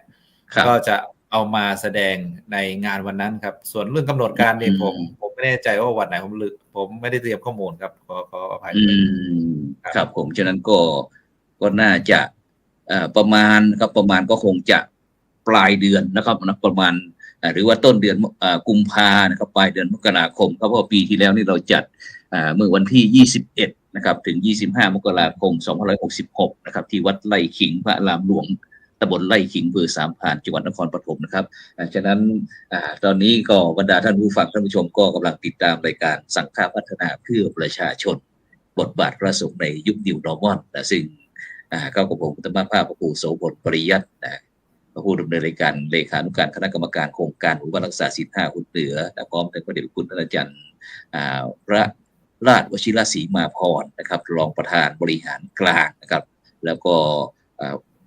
ประธานสมัชชานะครับศีล5แห่งประเทศไทยนะครับพร้อมทั้งพระเดชพระคุณท่านอาจารย์เจ้าคุณพระโกไสยเจติยาลักษณ์นะครับคณะกรรมการโครงการหมู่บ้านรักษาศีล5หนเหนือของเรานะครับซึ่งตอนนี้ก็ทางหนเหนือของเราก็ได้สรุปนะครับส่งไปส่วนกลางเรียบร้อยแล้วครับฉะนั้นเราจะไปที่พระเดชพระคุณท่านอาจารย์เจ้าคุณพระอุดมบัณฑิตก่อนครับว่าเป็นอย่างไรบ้างครับปีนี้เราไปตรวจเยี่ยมศีล5หนเหนือของเราทั้ง16จังหวัดภาคเหนือนะได้พบได้เห็นได้เจออะไรมีบวกมีลบกับพวกเราขนาดไหนครับมุมมองของท่านอาจารย์เจ้าคุณครับผมครับผมไม่ใช่ปีนี้แล้วนะปีนี้ปีที่ผ่านมาปีที่ผ่านนะครับสำหรับการไปตรวจเยี่ยมประเมินผลเนาะหมู่บ้านรักษาศีล5นี้ที่จริงเราไปเห็นการทำงานเชิงพื้นที่ได้เยอะมากครับผมอีกประการหนึ่งนี่ผมก็มองว่าในการขับเคลื่อนเชิงพื้นที่เนี่ยมันพอมีโครงการหมู่บ้านรักษาศีล5ขึ้นมาเนี่ยมันเหมือนกับมีเครื่องมือให้พระสงฆ์ได้ทำงานมากขึ้นอย่างเช่นถ้าเราไม่มีนี่มันอาจจะเป็นมันไม่ได้กระตุ้นอาจจะต่างคนต่างทำใครมีความโดดเด่นด้านอะไรก็ทำไปแต่พอมีโครงการหมู่บ้านรักษาศีล5ขึ้นมาเนี่ยมันเหมือนกับมีเครื่องมือมีโครงการมีต้นแบบให้พระลงไปขับเคลื่อนไปทำงาน1 2 3เหมือนกับมี1มี2มี3ให้เขาเดินมีร่องรอยให้เขาเดินพอในระดับพวกเราเนี่ยถือว่าเป็นคณะกรรมการไปตรวจเยี่ยม16จังหวัดไปเห็นหลายที่เลยอย่างเช่นเอาความโดดเด่นในด้านต่างๆนะอย่างเช่นไปโดยเฉพาะครับอาจารย์เจ้าคุณครับโดยเฉพาะนี้เราจะภาคเหนือของเรา16จังหวัดนี้ก็ต้องโดยเฉพาะที่ตัวแทนของจังหวัดน่านก็จะเป็นบ้านกงนะครับบ้านกงหมู่ที่1อำเภอท่าวังผาจังหวัดน่านนะครับจังหวัดแพร่นี่ก็จะเป็นบ้านพระหลวงหมู่5นะครับอำเภอสุมเม่นจังหวัดแพร่นะครับแล้วก็บ้านดอนแก้วหมู่8นะครับอำเภอวังเหนือจังหวัดลำปางนะครับแล้วก็บ้านบัวนะครับอำเภอเมืองจังหวัดพะเยานะครับบ้านเมืองหลวงอำเภอเมืองจังหวัดเชียงราย บ้านไร่น้อยนะครับอำเภอป่าซางจังหวัดลำพูนนะครับบ้านหาดแก้วอำเภอหางดงจังหวัดเชียงใหม่บ้านสันติพัฒนานะครับเมลาน้อยหรือว่าบ้านเมลาหลวงนะครับอำเภอเมลาน้อยจังหวัดแม่ฮ่องสอนนะครับแล้วก็บ้านท่าสองยางอำเภอท่าสองยางจังหวัดตากบ้านป้อมนะครับอำเภอคีรีมาศจังหวัดสุโขทัยนะครับบ้านหาดสองแควนะครับอำเภอตรอนจังหวัดอุตรดิตถ์นะครับบ้านเซิงหวายนะครับอำเภอพรหมพิรามจังหวัดพิษณุโลกนะครับแล้วก็บ้านท่าข้ามนะครับอำเภอชนแดนจังหวัดเพชรบูรณ์บ้านคุยป้อมนะครับอำเภอพานกระต่ายจังหวัดกำแพงเพชรบ้านหนองยางนะครับอำเภอวังทรายปูนนะครับจังหวัดพิจิตรแล้วก็บ้านลักเจริญนะครับอำเภอตาคีจังหวัดนครสวรรค์ครับนี้16หมู่บ้านท่านอาจารย์ได้เห็นอะไรบ้างครับโดยเฉพาะ16หมู่บ้านนี้ติดใจสนใจได้เห็นอะไรบ้างครับจาก16หมู่บ้านต้นแบบของเราจริงๆแล้ว16จังหวัดนี่ผมต้องขออภัยว่าไปได้8จังหวัด8จังหวัดไป8จังหวัดที่เห็นการขับเคลื่อนความประทับใจเนี่ยนะอย่างเช่นลำปางเนี่ยผมเห็นการขับเคลื่อนในพื้นที่ทำเรื่องยากให้เป็นเรื่องง่ายก็คือทำประชาคมหรือกติกาหมู่บ้านเรื่องของการงดเหล้างานศพบ้านดอนแก้วนะครับวัดดอนแก้วเนี่ยเรารู้กันว่าคนเหนือเนี่ยนะมันขาดเหล้าไม่ได้ยิ่งงานศพงานแต่งเนี่ยแต่เขาสามารถไปขับเคลื่อนโดยการสูดปลอดเหล้างานแต่งงานอะไรอย่างเงี้ยเป็นการปลอดเหล้าทั้งหมดเลยเพราะว่าอันเนี้ย1ผมประทับใจ2เนี่ยไปเห็นที่เชียงรายก็เป็นเรื่องของมีอยู่คำหนึ่งเชียงรายผมติดใจก็คือเรื่องของบอกว่าบ้านเมืองหลวงเป็นปกติศีลก็คือเรื่องของปกติเขาบอกว่ามาเมื่อไหร่ก็ได้ไม่จำเป็นต้องเตรียมการอย่างเงี้ยครับอันนี้ผมยกตัวอย่างให้ดูนะส่วนจังหวัดอื่นๆที่ไปเราก็จะประทับใจเรื่องประเพณีวัฒนธรรมเรื่องอะไรนะเราที่เขานางอะไรอุตรดิตถ์เราเวียงครับเราเวียงเขาก็จะมีประเพณีวัฒนธรรมที่มันติดตามมาจากประเพณีวัฒนธรรมที่เขาดั้งเดิมมาอย่างเช่นนางหาบใช่ไหมเราไปเห็นประเพณีเรื่องของการเข้าวัดเข้าวาเนี่ยหรือการบิณฑบาตพระจะได้แค่ดาวเวียงจันทร์ครับผมดาวเวียงจันทร์ไปบิณฑบาตเนี่ยพระจะได้แค่ข้าวส่วนเรื่องอาหารนี่ก็จะมีนางหาบใช่ไหมมีผู้หญิงมีเด็กมาหาบเอาอาหารไปส่งพระที่บ้านผมมองว่าอันนี้มันมีความเป็นส่วนร่วมนะมันทำให้พุทธศาสนายั่งยืนพระกับบิณฑบาตไปโยมก็ทำหน้าที่ตัวเองไปเนี่ยมันเหมือนกับมีความสัมพันธ์มีส่วนร่วมทำให้ความกระชับหรือความดีงามของหมู่บ้านเนี่ยมันมีความขอมพร้อมมากขึ้นครับครับผมครับสาธุครับผมไปที่ท่านอาจารย์เจ้าคุณโกไสเจติยาลักษณ์ดรนะครับลงคณะกรรมการโครงการวัดรักษาศีล5ของเราครับโดยเฉพาะทั้ง16หมู่บ้านเนี่ยครับท่านอาจารย์เจ้าคุณได้ชมได้เห็นอะไรบ้างครับที่ประทับใจนะครับแล้วก็จะต่อให้โครงการปีหน้าต่อยอดอย่างไรอะไรต่างๆวันนี้ครับอาจารย์ครับประมาณนี้ครับผมครับขอบพระคุณมากนะครับที่ได้รับแต่งตั้งเป็นคณะอนุกรรมการขับเคลื่อนโครงการหมู่บ้านรักษาศีล5ในปี66ที่ผ่านมานะครับก็มีโอกาสได้ไปเป็นคณะกรรมการได้ไปติดตามท่านประธานของคณะกรรมการด้วยก็เสียดายโอกาสที่ไม่ได้ไปจังหวัดลำปางพะเยาเชียงรายแต่ลำพูนเชียงใหม่เกิดอะไรขึ้นนี่คือเกิดอะไรขึ้นไม่ไปนะครับเกิดอุบัติเหตุนะครับเนื่องจากว่าหลานชายที่เฝ้านอนกุฏิเนี่ยละสังขารสิ้นอายุไขนะครับละสังขารสิ้นอายุไขก็เลยจำเป็นต้องรีบกลับมาจัดการงานศพให้หลานชายแต่ที่อุตส่าห์เฝ้ากุฏิอย่างดีแล้วก็ถึงแก่กรรมในกุฏิก็ต้องรีบกลับมาเลยตอนแรกก็ตั้งใจที่จะไปตลอดทุกจังหวัดของ16จังหวัดนั้นก็ต้องขออภัยนะที่ไม่สามารถจะพูดถึงเรื่องที่ลำปางได้พะเยาเชียงรายแล้วก็ลำพูนเชียงใหม่ในฮ่องสอนแต่ก็จะพูดในภาพรวมในจังหวัดที่เคยไปคือโครงการนี้ชื่อว่าโครงการสร้างความปรองดองสมานฉันท์โดยใช้หลักธรรมทางพระพุทธศาสนาหมู่บ้านรักษาศีล5เนี่ยเราเห็นพลังของศรัทธาประชาชนในพื้นที่เนี่ย นะครับ มีพลังถ้าพูดถึงแล้วล่ะพลังที่นี่คือพลังที่มีความรักษาสื่อสารและต่อยอดจงรักภักดี ครับ ต่อสถาบันชาติสถาบันศาสนาแล้วก็สถาบันพระมหากษัตริย์ อันนี้เราเห็นว่าประชาชนทุกพื้นที่เนี่ยเขา ครับ จะมีความปกป้องและรักษาคุ้มครองเรื่องนี้เป็นอย่างดีอันนี้คือยืนยันได้เลยในโครงการเนี้ยว่าสามารถตอบโจทย์ตรงนี้ได้ว่า ตอบโจทย์ได้ การ นะค ป รับ กป้องสถาบันนะฮะ ครับผม การปกป้องสถาบันหลักนั้นเป็นสิ่งที่สำคัญมากเลยอันนี้ที่ ครับ เราไปเห็นแล้วและจากนั้น ครับ พอการขับเคลื่อนโครงการหมู่บ้านรักษาศีล 5จะประสบผลสำเร็จได้ดีมากน้อยขนาดไหนนั้นไม่ได้หมายความว่าจะทำให้คนรักษาศีล 5อย่างเดียวแล้วประสบผลสำเร็จยังจะต้องทำอย่างอื่นควบคู่ไปด้วย โดยเฉพาะ ครับ การร่วมสารพลังภาคีเครือข่ายทุกหน่วยงานกระทรวงทบวงกลมหรือที่เราเรียกกันว่าพลังบวรพลังบวรนี่อาจจะเป็นศัพท์ที่ใช้กันในส่วนของกระทรวงวัฒนธรรมในพื้นฐานตัวนี้เนี่ยเชื่อว่าโดยงานที่เกี่ยวข้องต้องมีราชการต้องมีท้องถิ่นต้องมีตำรวจต้องมีสาธารณสุขต้องก็ไปมีส่วนร่วมแน่แล้วก็พัฒนาการตำบลอำเภอจังหวัด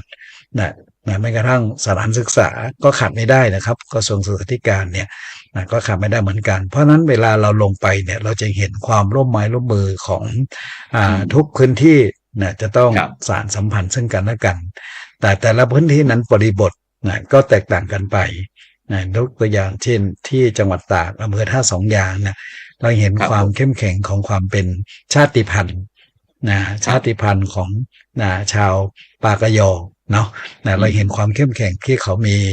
ความมั่นคง ครับ ต่อพระพุทธศาสนาอันนี้เราต้องชื่นชมเขานะ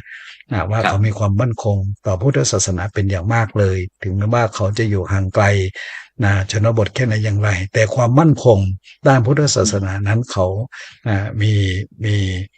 เป็นเลิศบอกได้เลยในประเด็นตัวนี้โดยเฉพาะแม้กระทั่งเด็กนักเรียนเนี่ยสามารถท่องสวดมนต์ธรรมจักรกับปวัณณสูตรได้ สาธุ โชว์ได้เลยนะสามารถ ใช่ครับ ท่องสวดเจริญพุทธมนต์เรียกว่าเจริญพระพุทธมนต์ธรรมจักรกับปวัณณสูตรโชว์ ครับ ได้ทันทีเพราะเขามีครูบาอาจารย์ได้สั่งสอนได้แนะนำได้ต่าง ครับ ๆเขาสามารถ โดยเฉ ทำ พาะ นำเรื่องราว พ ส ระธร ต ร อ มจาริก รี่ ครับ ใช่นั่นแหละผลงานของพระธรรมจาริกต้องชื่นชม พระธรรมจาริกที่พระเดชพระคุณพระเจ้าคุณอุดมบัณฑิตเขาดูแลอยู่เนี่ยพระธรรมจาริกเนี่ยเขาก็ถ่ายทอดสิ่งเหล่านี้ลงไปในพื้นที่ตรงนั้น อันนี้เรา ครับ เห็นความเข้มแข็งความเป็นชาติพันธุ์มันก็ความเป็นชาวพุทธเนี่ยมันก็หมายถึงความเป็นชาติพันธุ์เมื่อกี้ที่เราพูดถึงเรื่องของประเพณีกำฟ้าของชาวไทยพวนอะไรต่างๆ ที่ ไทยพวนครับ บ้านรักเจริญหมู่ที่ ที่นครสวรรค์ครับ 13 ตะคลีที่นครสวรรค์ เกิด อันนี้ วันที่ เราก็เห็นความเป็นชาติพันธุ์แต่ประเพณีกำฟ้าเนี่ยก็เขาก็จะมีประเพณีไปมาหาสู่กันหลายจังหวัดหลายพื้นที่ อันนี้คือความเข้มแข็งของมีอยู่เดิมแล้วมองความเป็นชาวไทยพวน ชาวไทยพวนที่เราพอนะยังมีชาวไทยลื้อถ้าผมจะเจาะประเด็นเรื่องของความเป็นชาติพันธุ์ไทยลื้อก็มีความเข้มแข็ง ไม่ว่าจะอยู่ที่ไหนไทยลื้อเขาก็จะมีความเข้มแข็งเกาะกลุ่มกันไทย นำ ลื้ ไป อ สู่ ไทย ความ ลื้อ เป็น นี่ก็ที่ เลิศ บ้านเมืองหลวงครับตำบลแม่กลอน ใช่ อำเภอเมืองจังหวัดเชียงรายครับนี่เมืองหลวงนี่กับบ้าน ใช่ ไทยลื้อ ครับ ครับ อันนี้คือประเด็นหนึ่งที่ผมเห็นว่ามีความเข้มแข็งก่อนที่จะไปทำเรื่องของการรักษาศีลเนี่ยพื้นฐานตัวนี้ไม่ว่าจะเป็นชาติพันธุ์หลากหลายชาติพันธุ์ไม่ว่าจะเป็นเรื่องของความจงรักภักดีต่อสถาบันชาติศาสนาพระมหากษัตริย์ และความ ครับ มีสัมมาอาชีพเนี่ยผมว่าศีล 5 ข้อเนี่ยข้อที่หนึ่งก็คือการที่เขารักษาศีล 5 ข้อที่หนึ่งได้ เพราะเขามีความรักความเมตตาซึ่งกันและกัน ทุกคนก็ ครับ จะมีความรักความเป็นพี่เป็นน้องเป็นเครือข่ายเครือญาติวงศาคณาญาติซึ่งกันและกัน เขาก็จะเกาะกลุ่มกันอยู่กันอย่างสันติสุขสันติภาพอันนี้เราก็จะมองในข้อที่หนึ่งเนี่ยเราจะเห็นได้ว่าหน่วยงานที่มันมีส่วนร่วมไม่ว่าจะเป็นกระทรวงมหาดไทยไม่ว่าจะเป็นตำรวจแห่งชาติ เนี่ยเขาก็มาดูแลแม้กระทั่งชลบก็มีความเข้มแข็งนะอปพลก็มีความเข้มแข็งเขาต้องการอยากจะทำให้หมู่บ้านสงบสุขเขาก็รวมพลังกลุ่มเหล่านี้เนี่ยเราจะเห็นได้ว่าสินข้อที่หนึ่งเนี่ยเขาสามารถรักษาได้ข้อที่สองเรื่องสัมมาอาชีพเรื่องทุกวันเนี่ยเข้าไปในหมู่บ้านไหนทุกคนก็อยากจะขับเคลื่อนเรื่องของสัมมาอาชีพความอยู่ดีกินดีอาชีพที่สุจริตแล้วก็เรื่องของเกษตรกรหรือการสร้างมูลค่าเพิ่มหรือถ้าจะพูดง่ายๆมาขับเคลื่อนเรื่องของซอฟต์พาวเวอร์เนี่ยเราก็จะมองตัวนี้นะครับหมู่บ้านชุมชนดูวิถีอะไรต่างๆอันนี้ก็มาโดยเฉพาะเรามีความประทับใจมากเลยที่ไปบ้านหาดสองแควหมู่ที่2ตำบลหาดสองแควอำเภอตรอนจังหวัดอุตรดิตถ์เนี่ยอันนี้เราก็จะเห็นชัดในแง่ของการขับเคลื่อนสัมมาอาชีพเรื่องของชุมชนยุนวิถีเรื่องความเข้มแข็งของหน่วยท้องถิ่นในงานท้องถิ่นที่มาส่งเสริมมาสนับสนุนกันเห็นความเป็นชาติพันธุ์ของไทยพวนด้วยนะที่หาดสงแคนี่ก็ไทยพวนด้วยเราจะเห็นว่าความเข้มแข็งที่เขามีความมั่นคงอยู่ในพระพุทธศาสนาก็จะมีมากนี่ประเด็นหนึ่งเรื่องของสาธารณสุขก็สำคัญนะก็จะมาตอบโจทย์เรื่องสินข้อที่3เห็นไหมสาธารณสุขนี่สำคัญมากเลยทุกวันในบ้านเมืองแห่งสุขภาวะบ้านเมืองที่อยู่ตกอยู่การแพร่ระบาดของโควิด -19 ที่ผ่านมาศีล 5ก็สามารถตอบโจทย์ได้ความรักความปรองดองความสมานฉันท์ความช่วยเหลือเกื้อกูลก็สามารถไปช่วยเติมเต็มตัวนี้ได้จากการที่แพร่ระบาดโควิด -19 ทุกหน่วยงานที่รายงานหมดเลยรายงานหมดเลยว่าการแพร่ระบาดของโควิด -19 เนี่ยพอหมู่บ้านไหนที่เข้าร่วมโครงการหมู่บ้านรักษาศีล 5เนี่ยเขาก็สามารถแก้ปัญหาด้วยตัวของเขาเองได้ช่วยเหลือตัวเองได้ด้วยอันนี้เราก็จะเห็นความชัดเจนแล้วในสินข้อที่4ก็เหมือนกันผมเห็นว่าทุกหมู่บ้านที่ไปเนี่ยเขาก็จะมีกฎกติกามีกติกาของหมู่บ้านเป็นประจำเดี๋ยวบางครั้งก็อาจจะมีธรรมนูญมีกฎมีระเบียบต่างๆเหมือนที่พระเดชพระคุณอาจารย์เจ้าคุณพระบรมบัณฑิตท่านไปที่จังหวัดลำปางที่ผ่านมาบางที่มีการประกาศเลยว่าเมื่อมีงานศพเราก็จะปลอดการพนันก็ปลอดสุราหรืออะไรต่างๆเนี่ยเขาจะประกาศหรือบางที่ประกาศถึงบอกว่าถ้าใครจะมีการค้าการขายหรืออะไรต่างๆเนี่ยมันจะเชื่อมโยงกันระหว่างสินข้อ4กับสินข้อ5เรื่องการพนันเรื่องของยาเสพติดอะไรต่างๆเหล่านี้เนี่ยเขาจะเป็นออกมาจากในกลุ่มหมู่บ้านทำการประชาคมกันเองก่อนที่อำนาจภาครัฐจะเข้าไปจัดการถ้าอำนาจภาครัฐเข้าไปจัดการแล้วมันจะไม่ได้ผลนะครับเพราะฉะนั้นทุกหน่วยงานพื้นที่เนี่ยเขามีความตระหนักเรื่องนี้มากๆเลยเรื่องการรักษาสัจจะวาจาแล้วก็การที่จะลดเรื่องของยาเสพติดหรืออะไรต่างๆในพื้นที่ให้ลดน้อยถอยลงไปไม่มีการค้าการเสพการค้าการขายอะไรต่างๆเหล่านี้เนี่ยเพราะผมว่ามันเป็นเหตุเป็นปัจจัยที่ทำให้หมู่บ้านนั้นสามารถที่ยั่งยืนต่อไปได้แล้วผมเชื่อมั่นว่าทุกหมู่บ้านที่ผ่านมานั้นเนี่ยเขามีฐานของเขาฐานบริบทของเขาไม่ว่าจะเป็นหมู่บ้านเศรษฐกิจพอเพียงมาเป็นทุนเดิมหมู่บ้านปลอดยาเสพติดหมู่บ้านสีขาวสถานศึกษาก็เป็นสถานศึกษาสีขาวหรือชุมชนคุณธรรมหรือหมู่บ้านรักษาป้องกันตนเองหรืออะไรต่างๆแล้วเนี่ยฐานตัวนี้พอเขามีพื้นฐานมาอย่างนี้ปุ๊บพอโครงการสร้างความปรองดองสมานฉันท์ลงไปหมู่บ้านรักษาศีลนั้นลงไปเขาก็สามารถเอาสิ่งเหล่านี้มาบูรณาการมาร่วมกันแล้วกลายเป็นหมู่บ้านรักษาศีล 5อย่างโดดเด่นนะครับเหมือนที่รางวัลที่1ที่ได้รับไปที่วัดกงนะครับอำเภอท่าวังผาจังหวัดน่านเนี่ยจากคณะกรรมการที่เราโหวตให้ทั้งหมดเนี่ยเราจะเห็นความโดดเด่นที่นั่นร่วมประสานสัมพันธ์ทุกภาคีเครือข่ายแล้วเห็นความสนใจความยั่งยืนของชุมชนที่นี่ว่าเขาทำอย่างสม่ำเสมออย่างต่อเนื่องและผมเชื่อมั่นว่าการท่องเที่ยวมีส่วนนะครับการท่องเที่ยวมีส่วนมากเลยของการขับเคลื่อนหมู่บ้านรักษาศีล 5แล้วก็สำนักปฏิบัติธรรมที่เรามีเกณฑ์เข้ามาใหม่นะครับเพราะว่าคนจะรักษาศีลได้เนี่ยการปฏิบัติธรรมมันก็ต้องตามมาด้วยนะครับ นะฮะ ครับผม ถ้าไม่มีการปฏิบัติธรรมไม่มีการทำวัดสวดมนต์ไม่มีการทำกิจกรรมวันสำคัญทางพุทธศาสนาวันสำคัญของชาติเนี่ยอะไรที่มันจะมาแสดงถึงหมู่บ้านรักษาศีลห้าเนี่ยมันก็ไม่ชัดเจนนะครับไม่ชัดเจน ยิ่งตอนนี้จะมีการยกระดับจากหมู่บ้านรักษาศีลห้าเป็นหมู่บ้านศีลธรรมมีการทำ MOU ตกลงกันระดับกระทรวงทบวงกรมข้างบนลงมาแล้วเนี่ยมันต้องมีการยกระดับให้มากกว่านี้มันไม่ใช่เพียงแค่เฉพาะแบบเดิมๆแล้วผมเชื่อมั่นว่าโครงการหมู่บ้านรักษาศีลห้านี่จะมาตอบโจทย์การขับเคลื่อนประเทศไทยไปสู่ความมั่งมีมั่งคั่งและยั่งยืนได้อย่างแน่นอนนะครับถ้าหากว่าเราจะใช้คำว่าเรื่องของซอฟต์พาวเวอร์เนี่ยซอฟต์พาวเวอร์ตัวจริงมันอยู่ในพุทธศาสนาเรื่องของหลักศีลธรรมจรรยานี่แหละอันนี้คือตัวจริงนะครับไม่ต้องไปหาไกลที่ไหนหรอกผมเนี่ยเขาว่าศีลห้ากินได้ผมก็ทำได้จริงๆทุกวันนี้ก็อยู่พื้นฐานของศีลห้ากินได้อย่างมั่งมีมั่งคั่งและยั่งยืนเรื่องซอฟต์พาวเวอร์ผมทำมาก่อนที่รัฐบาลจะมาขับเคลื่อนได้ซ้ำไปอันนี้ผมกล้าพูดได้อย่างมั่นใจอย่างมั่นอกและมั่นใจเรื่องซอฟต์พาวเวอร์เนี่ยผมทำแล้วประสบผลสำเร็จด้วยแต่มั่งมีมั่งคั่งและยั่งยืนจะยั่งยืนในชาตินี้หรือยั่งยืนในชาติหน้าจนถึงมรรคผลนิพพานผมก็เชื่อมั่นว่าเราต้องไปถึงตรงนั้นนะครับอันผมไม่เห็นภาพรวมของการเข้าไปลงพื้นที่แล้วผมเห็นศรัทธาประชาชนเขามีความมั่นคงในพระรัตนตรัยพระพุทธพระธรรมพระสงฆ์พระพุทธศาสนาอย่างยิ่งและสิ่งที่เราได้เห็นคือระหว่างวัยเด็กวัยเยาวชนวัยกลางคนวัยผู้สูงอายุสิ่งเหล่านี้เนี่ยเขาจะมาประสานสัมพันธ์เชื่อมโยงซึ่งกันและกันนี่คือความงดงามความงดงามของหมู่บ้านรักษาศีลห้ามันจะไม่ต่างวัย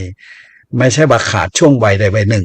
ทุกช่วงวัยแห่งชีวิตมันจะมาพร้อมกันหมดเลยทุกพื้นที่ถ้าพื้นที่ไหนมีแต่เฉพาะวัยผู้สูงอายุและขาดวัยกลางคนและวัยหนุ่มวัยสาวเพราะฉะนั้นทุกวันนี้วัยผู้สูงอายุก็จะมีมากขึ้นถ้าเราไม่สนใจวัยเด็กเยาวชนไม่ได้นะครับยิ่งในวัยเด็กวัยเยาวชนนั้นสำคัญเจเนเรชัน X Y Z อัลฟาที่จะต้องมากอบกู้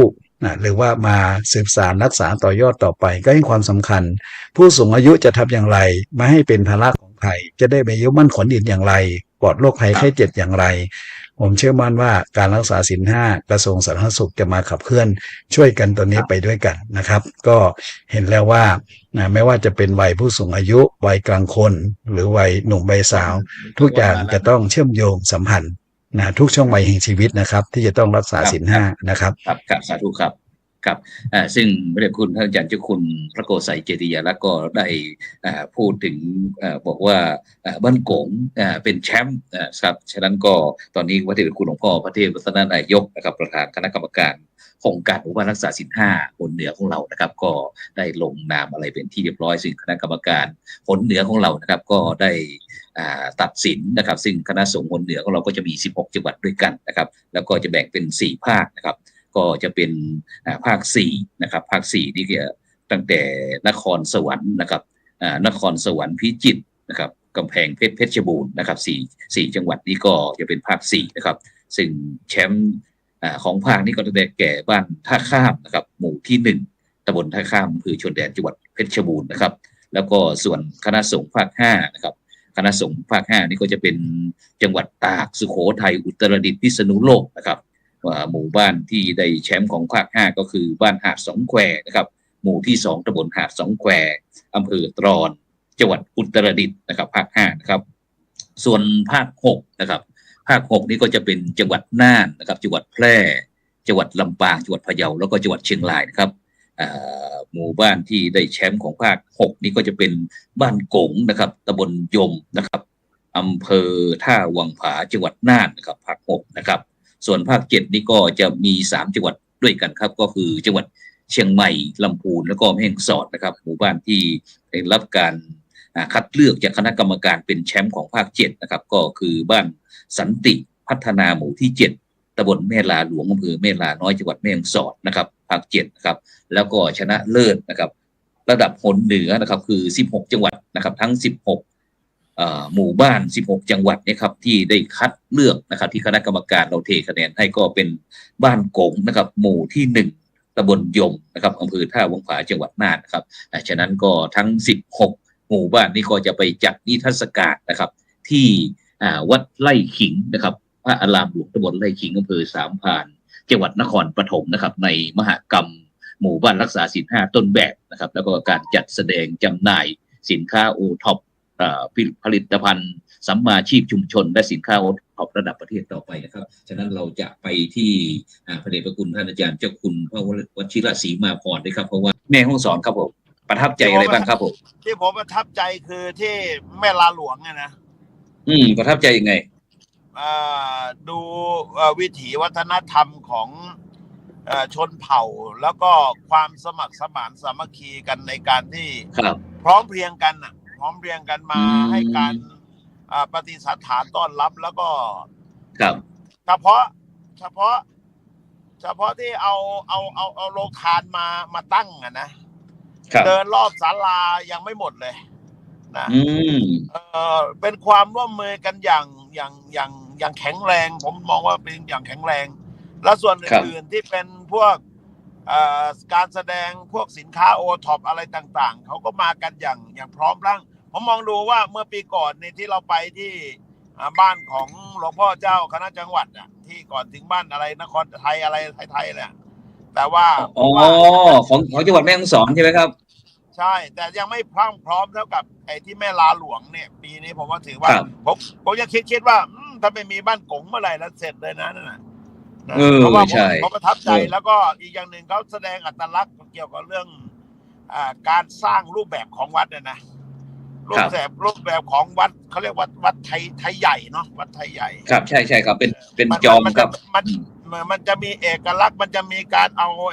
แผ่นสังกะสีมาเจาะลวดลายแล้วก็ทำเป็นชั้นเป็นอะไรต่างๆซึ่งฉลุลายพี่น้องไทยใหญ่นั่นแหละเพราะเห็นไม่ทรงค้าก็เลยผมประทับใจตรงนั้นครับประทับใจตรงนั้นครับผมจะหลุดอยู่ได้ความร่วมมือแล้วมวลความสุขของจังหวัดแม่ฮ่องสอนเนี่ยถือว่าเป็นที่1นะครับผมครับผมคะแนนสูงเลย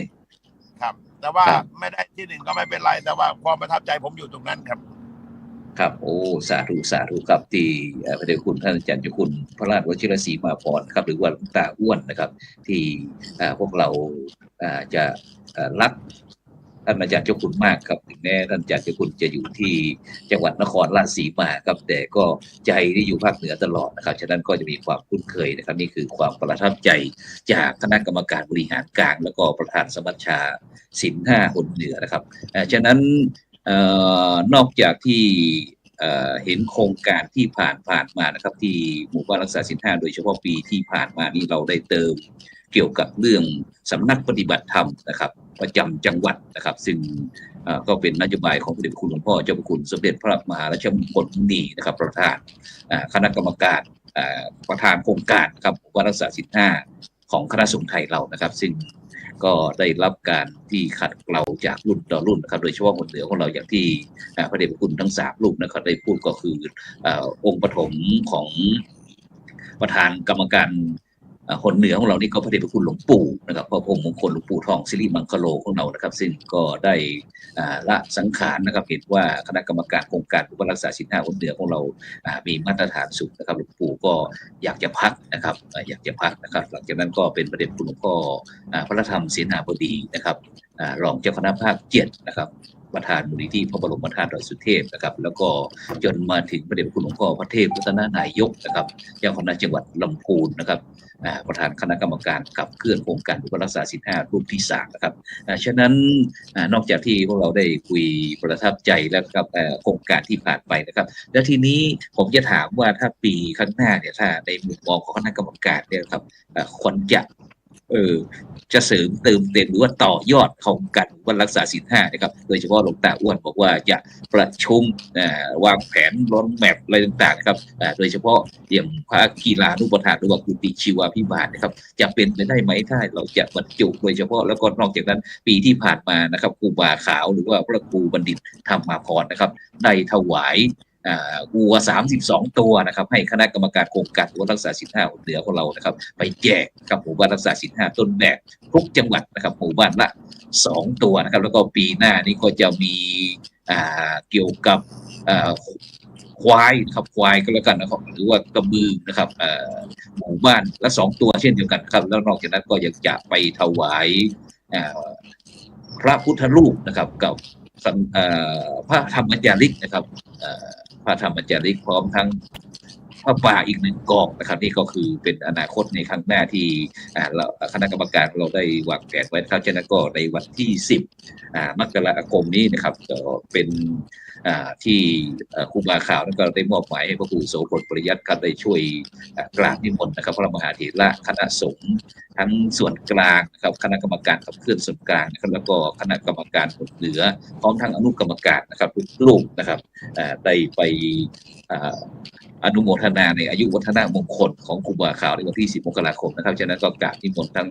ทุกรูปนะครับวันที่9ครับมาพักที่จังหวัดเชียงใหม่ตอนนี้ทางสมณศรัทธาเจ้าภาพนะครับได้จอง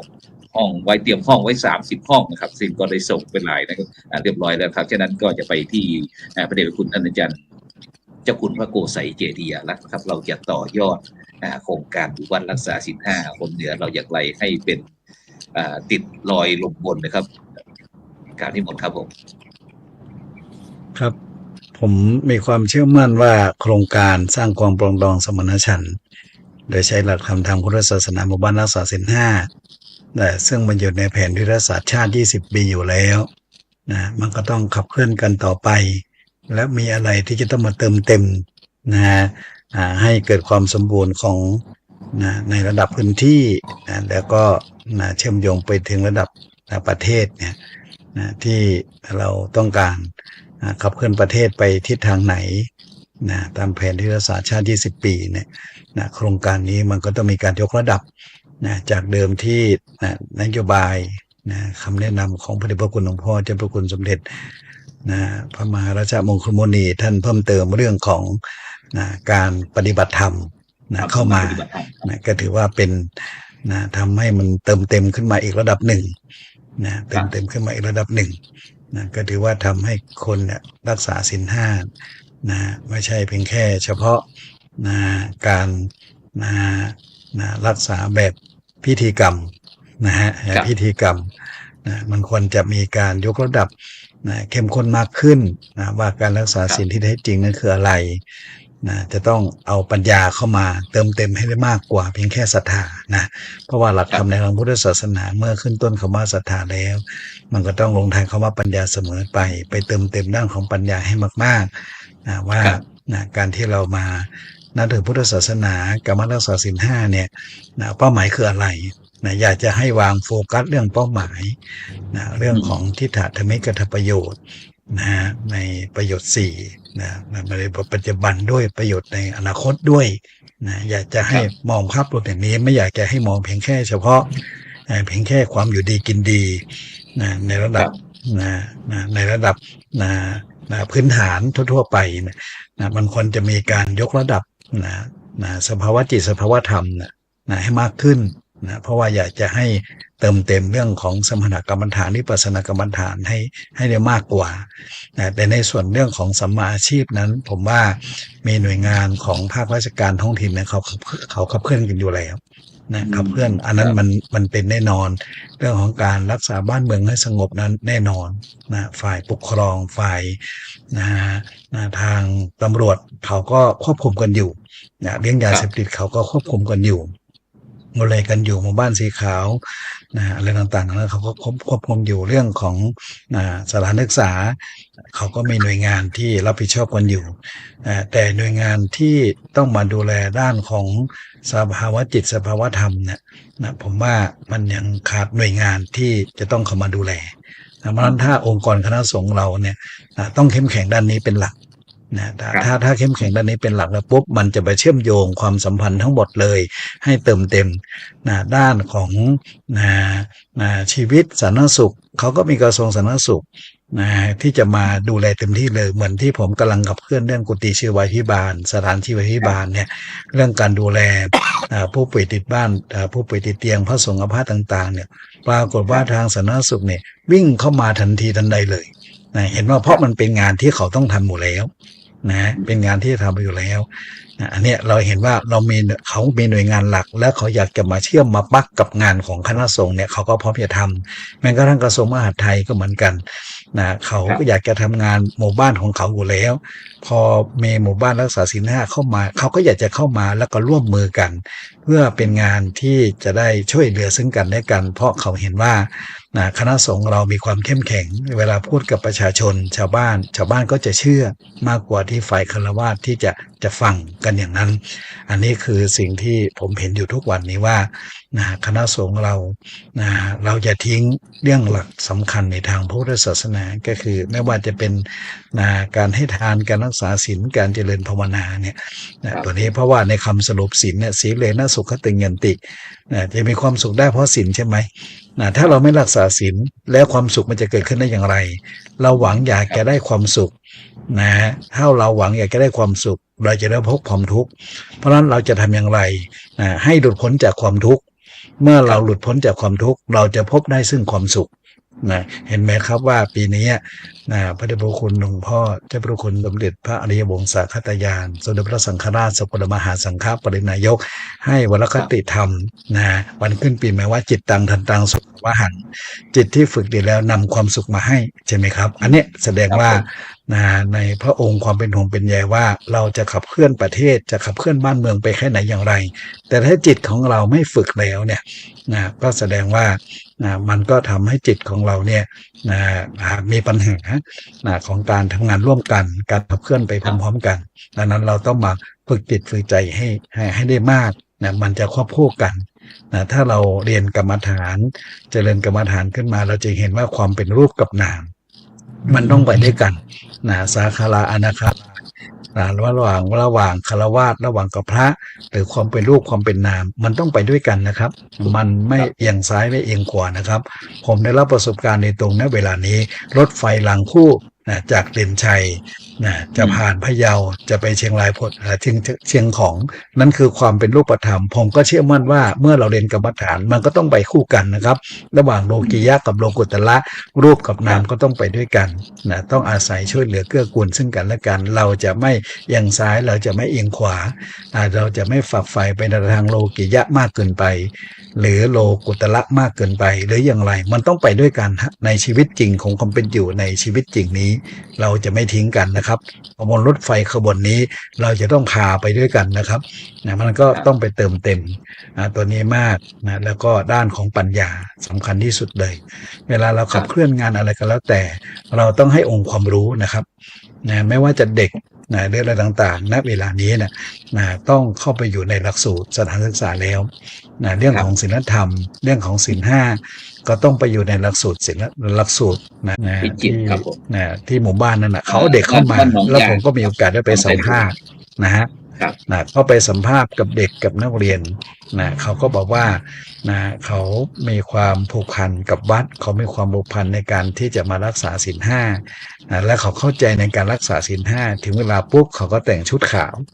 เป็นเชิงสัญลักษณ์และเขาก็พร้อมที่จะบอกว่ารักษาศีล 5และเขาก็จะศึกษาหลักสูตรนักธรรมตรีนักธรรมโทนักธรรมเอกหรือว่าธรรมศึกษาตรีธรรมศึกษาโทธรรมศึกษาเอกเนี่ยถ้าเห็นว่าถ้าหมู่บ้านนั้นมีการขับเคลื่อนยกระดับขึ้นมาอีกคนสนใจศึกษาพระธรรมคำสอนในทางพุทธศาสนาเอาสมัครเรียนธรรมศึกษาเพิ่มมากขึ้นนี่เห็นไหมอันนี้ก็จะเป็นตัวชี้วัดหนึ่งเหมือนกันนะในระดับพื้นที่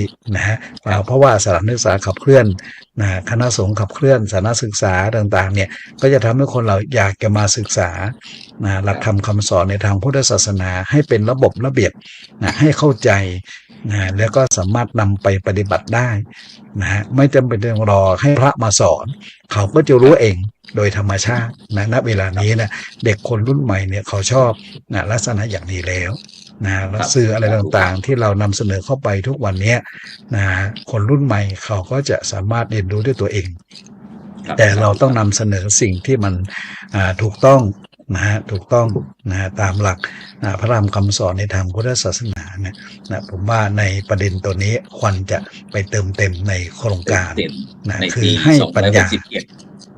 นะครับต้องให้ปัญญามากๆนะครับแต่เพียงเดียวคือถ้าในเชิงปริมาณเนี่ยมันก็ปริมาณก็มากอยู่แล้วแต่ในเชิงคุณภาพต่อไปคืออะไรแล้วก็ต้องเป็นวิถีชีวิตด้วยนะครับการรักษาศีล 5เป็นเรื่องวิถีชีวิตมันเป็นเรื่องที่เกิดจากใจเกิดจากพร้อมที่จะสมาทานแม้กระทั่งวันพระวันธรรมสมณะก็เหมือนกันชาวพุทธทุกท่านทุกคนก็ต้องมีความตระหนักในวันพระวันธรรมสมณะด้วยปรากฏว่ามีชาวพุทธบางท่านบางคนลืมวันพระวันธรรมสวนะเนี่ยเพราะฉะนั้นผมว่าปฏิทินล้านนาที่ผมกำลังแจกอยู่นะเวลานี้จะเป็นตัวขับเคลื่อนให้ทุกคนได้รู้ว่าวันพระวันธรรมสวนะเป็นอย่างไรนี่เป็นอย่างนี้มันก็เป็นสิ่งหนึ่งเหมือนกันในวิถีชีวิตวันพระวันธรรมสวนะเนี่ยเหมือนเมื่อวานเนี่ยเป็นวันพระแรกของปี2567ผมก็เลยให้แนวคิดให้แนวทางของการดำรงชีวิตว่าจะทำอย่างไรดำรงชีวิตด้วยความไม่ประมาทด้วยความไม่ประมาทจะทำอย่างไรเริ่มต้นอย่างนี้เราจะอยู่มีชีวิตอยู่ต่อไปอย่างไรอย่างมีสติสัมปชัญญะเนี่ยตอนนี้ก็เป็นวิธีการหนึ่งที่ทุกคนจะต้องมาทำความเข้าใจกันในการดำรงชีวิตนะครับขอบคุณครับไอ้ที่เดี๋ยวคุณท่านอาจารย์เจ้าคุณอุดมบัณฑิตครับท่านอาจารย์ครับอยากจะในมุมมองอาจารย์ถ้าเราจะต่อยอดหรือว่าเสริมเติมเต็มโครงการหมู่บ้านรักษาศีล 5ปี2567อย่างไรบ้างครับให้เวลาสัก2 นาทีครับอาจารย์ครับเหลือเวลาอีก5 นาทีเดี๋ยวถวายตาอ้วนด้วยครับผมครับในส่วนนโยบายเนี่ยผมคิดว่าคงต้องแล้วแต่ผู้ใหญ่นะหมายความว่าเริ่มจากคำว่าศีลเนี่ยศีลแล้วขึ้นไปสมาธิแล้วนี้เราไปเน้นเรื่องศีลสมาธิแล้วขึ้นไปถึงปัญญาได้อย่างไรเหมือนที่ท่านเจ้าคุณพระโกสัยตีพูดนะหมายความว่าเน้นหนักในเรื่องของทำอย่างไรทำให้ศีลขึ้นไปถึงปัญญาให้ได้นี่พูดถึงเรื่องนโยบายเราก็รับอย่างนี้มาในส่วนของการขับเคลื่อนของพระธรรมจาริกของโครงการหมู่บ้านรักษาศีล 5เนี่ยนะสงสัยมันจะดึกละงานมันวนกัน ในส่วนของเติมเต็มในเรื่องของการขับเคลื่อนในเชิงพื้นที่ของคณะกรรมการผมว่า1เนี่ยเราจะทำอย่างไรให้คณะกรรมการทุกรูปมีส่วนร่วมในการวางแผนในการดำเนินงานในครั้งต่อไปเนี่ยเราอาจจะประชุมกัน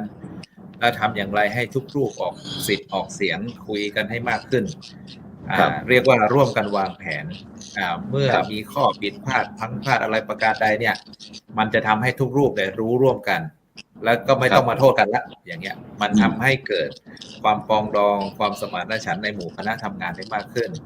นะครับในส่วนที่มันจะเพิ่มเติมขึ้นมาเนี่ยผมคิดว่าถ้าเรามีคณะอนุกรรมการที่มาช่วยมีคณะทำงานเพิ่มขึ้นมาเนี่ยมันทำให้เป็นเครือข่ายกันมากขึ้นผมอยากเห็นพวกเนี้ยนะหมายความว่าเราอยากเห็นการร่วมวางแผนการร่วมทำงานและหาเครือข่ายมาช่วยเราเพื่อเราที่จะเบามากขึ้นเราไปจังหวัดไหนเรามีเครือข่ายเรามีคนทำงานอ่ะเราอาจตั้งเป็นคณะกรรมการอนุกรรมการขึ้นมาให้มันเห็นว่าเราเนี่ยโมเดลของเรานี่แหละคือปรองดองสมานฉันท์สามัคคีเรามีทีมงานใหญ่เท่าไหร่เราก็มีความเบามากขึ้นเท่านั้นนะครับอันนี้พูดถึงเรื่องของการทำงานผมคิดว่าเราน่าจะสร้างเครือข่ายไปเรื่อยๆแล้วก็ขอให้มีส่วนร่วมกันหมดครับผมเอาแค่นี้แหละครับเดี๋ยวตาอ้วนท่านจะไม่ได้พูดเพราะว่าท่านสัญญาณติดดับครับผมครับสาธุครับนี่เอาไว้ที่หลวงตาอ้วนเลยครับเดี๋ยวคุณท่านอาจารย์เจ้าคุณพระราชวชิรศรีมาพรครับอาจารย์ครับนิมนต์ครับผมมีอยากจะเสริมเติมเต็มต่อยอดปีจากปี2566-67เป็นยังไงบ้างครับอาจารย์ครับครับก็ขอบคุณครับที่ได้รับฟังแนวคิดของท่านเรียบร้อยแล้วก็ศีล 5เนี่ยตอนนี้มันกำลังโด่งนะครับที่มันกำลังโด่งหมายความว่ามันเป็นหมายถึงมันเป็นกระแสที่ได้รับการตอบรับอย่างดียิ่งนะครับสำหรับข้าราชการเนี่ยหรือภาคีที่ดึงเขามาร่วมเนี่ยจนกระทั่งว่าบางอย่างเนี่ยเขาออกไปขยับเองอย่างเช่นมหาดไทยเนี่ยเขาเติมเต็มคำว่า หมู่บ้าน ครั ศิล บ ป์หมู่บ้านศิลธรรมเนี่ยก็หมายความว่าเขาขยายเขาเป็นภาคีเรา แต่ว่าเขาได้เอางานของเราไปขยายในส่วนงานของเขาแล้วก็ไปเก็บผลงานที่เขาทำแต่ละเรื่องโครงการกิจกรรมแต่ละเรื่องเนี่ยให้มาเป็นตัวชี้วัดแล้วก็เป็นโครงการที่สอดคล้องกับโครงการหมู่บ้านรักษาศีล 5นะครับ ครับ สิ่งที่จะต้องทำในปี67เนี่ยนะมันมี2เรื่องครับ ครับ หนึ่ง หนึ่ เดิ ง นตามครับเดินตาม ผมใช้คำว่าเดินตาม คือ ครับ เดินตามระเบียบของหมู่บ้านรักษาศีล 5ที่ผ่านมติมหาเถรสมาคมที่มีการตั้งคณะกรรมการแต่ละระดับจนกระทั่งถึงตำบลหมู่บ้านในท้องที่เนี่ย ครับ ให้มันสมบูรณ์ซะนะครับ อืม ตอนนี้ออกมาตั้งแต่ปี65เนี่ยคณะกรรมการเนี่ยก็มีเพียงบางชุดเท่านั้นโดยเฉพาะชุดข้างบนเนี่ยทำแล้วแต่ข้างล่างนี่ยังไม่เห็นคลอดออกมา ประการที่สอง ครับ เมื่อแต่งตั้งแล้วต้องให้เขารู้เรื่องด้วย ครับ นะครับ ไม่ใช่ให้เขาคิดเองรู้เอง เหมือนในปัจจุบันเนี่ยผมมองดูว่า พระนี่ไม่รู้เรื่องของโครงการหมู่บ้านรักษาศีล 5เท่าไหร่หรอกนะครับ ผมดูจากเวลารายงาน ผมดูจากเวลาที่ลงไปสู่พื้นที่จริง ๆ เนี่ย บางที ครับ อาจจะเป็นด้วยความที่พระเราชินชาอยู่กับระบบเดิมจนกระทั่งเห็นว่าศีล 5ที่มันเป็นเชิงสังคมที่เราใช้กันที่เอามาขับเคลื่อนเนี่ย เราเกิดขึ้นจากการไม่เข้าใจในเรื่องของแนวความคิดเกิดความขัดแย้งแตกแยกกันแล้วก็เจ้าพระคุณสมเด็จต้องการให้เราเนี่ยเอาศีล 5เนี่ยมาเป็นตัวประสาน คือสร้างความ ครับ ปรองดองสมานฉันท์ให้สังคมเรามันมีความสามัคคีกันเฉยๆในเบื้องต้น แต่บางทีเราก็หวังร้อยอ่ะนะแต่จริงแต่ อืม ไอ้หวังร้อยเนี่ยมันต้องใส่ปัจจัยอีกหลายอย่าง แต่ ครับ แต่อันดับแรกนี่ต้องให้มันเกิดความสมัครสมานสามัคคีกันก่อน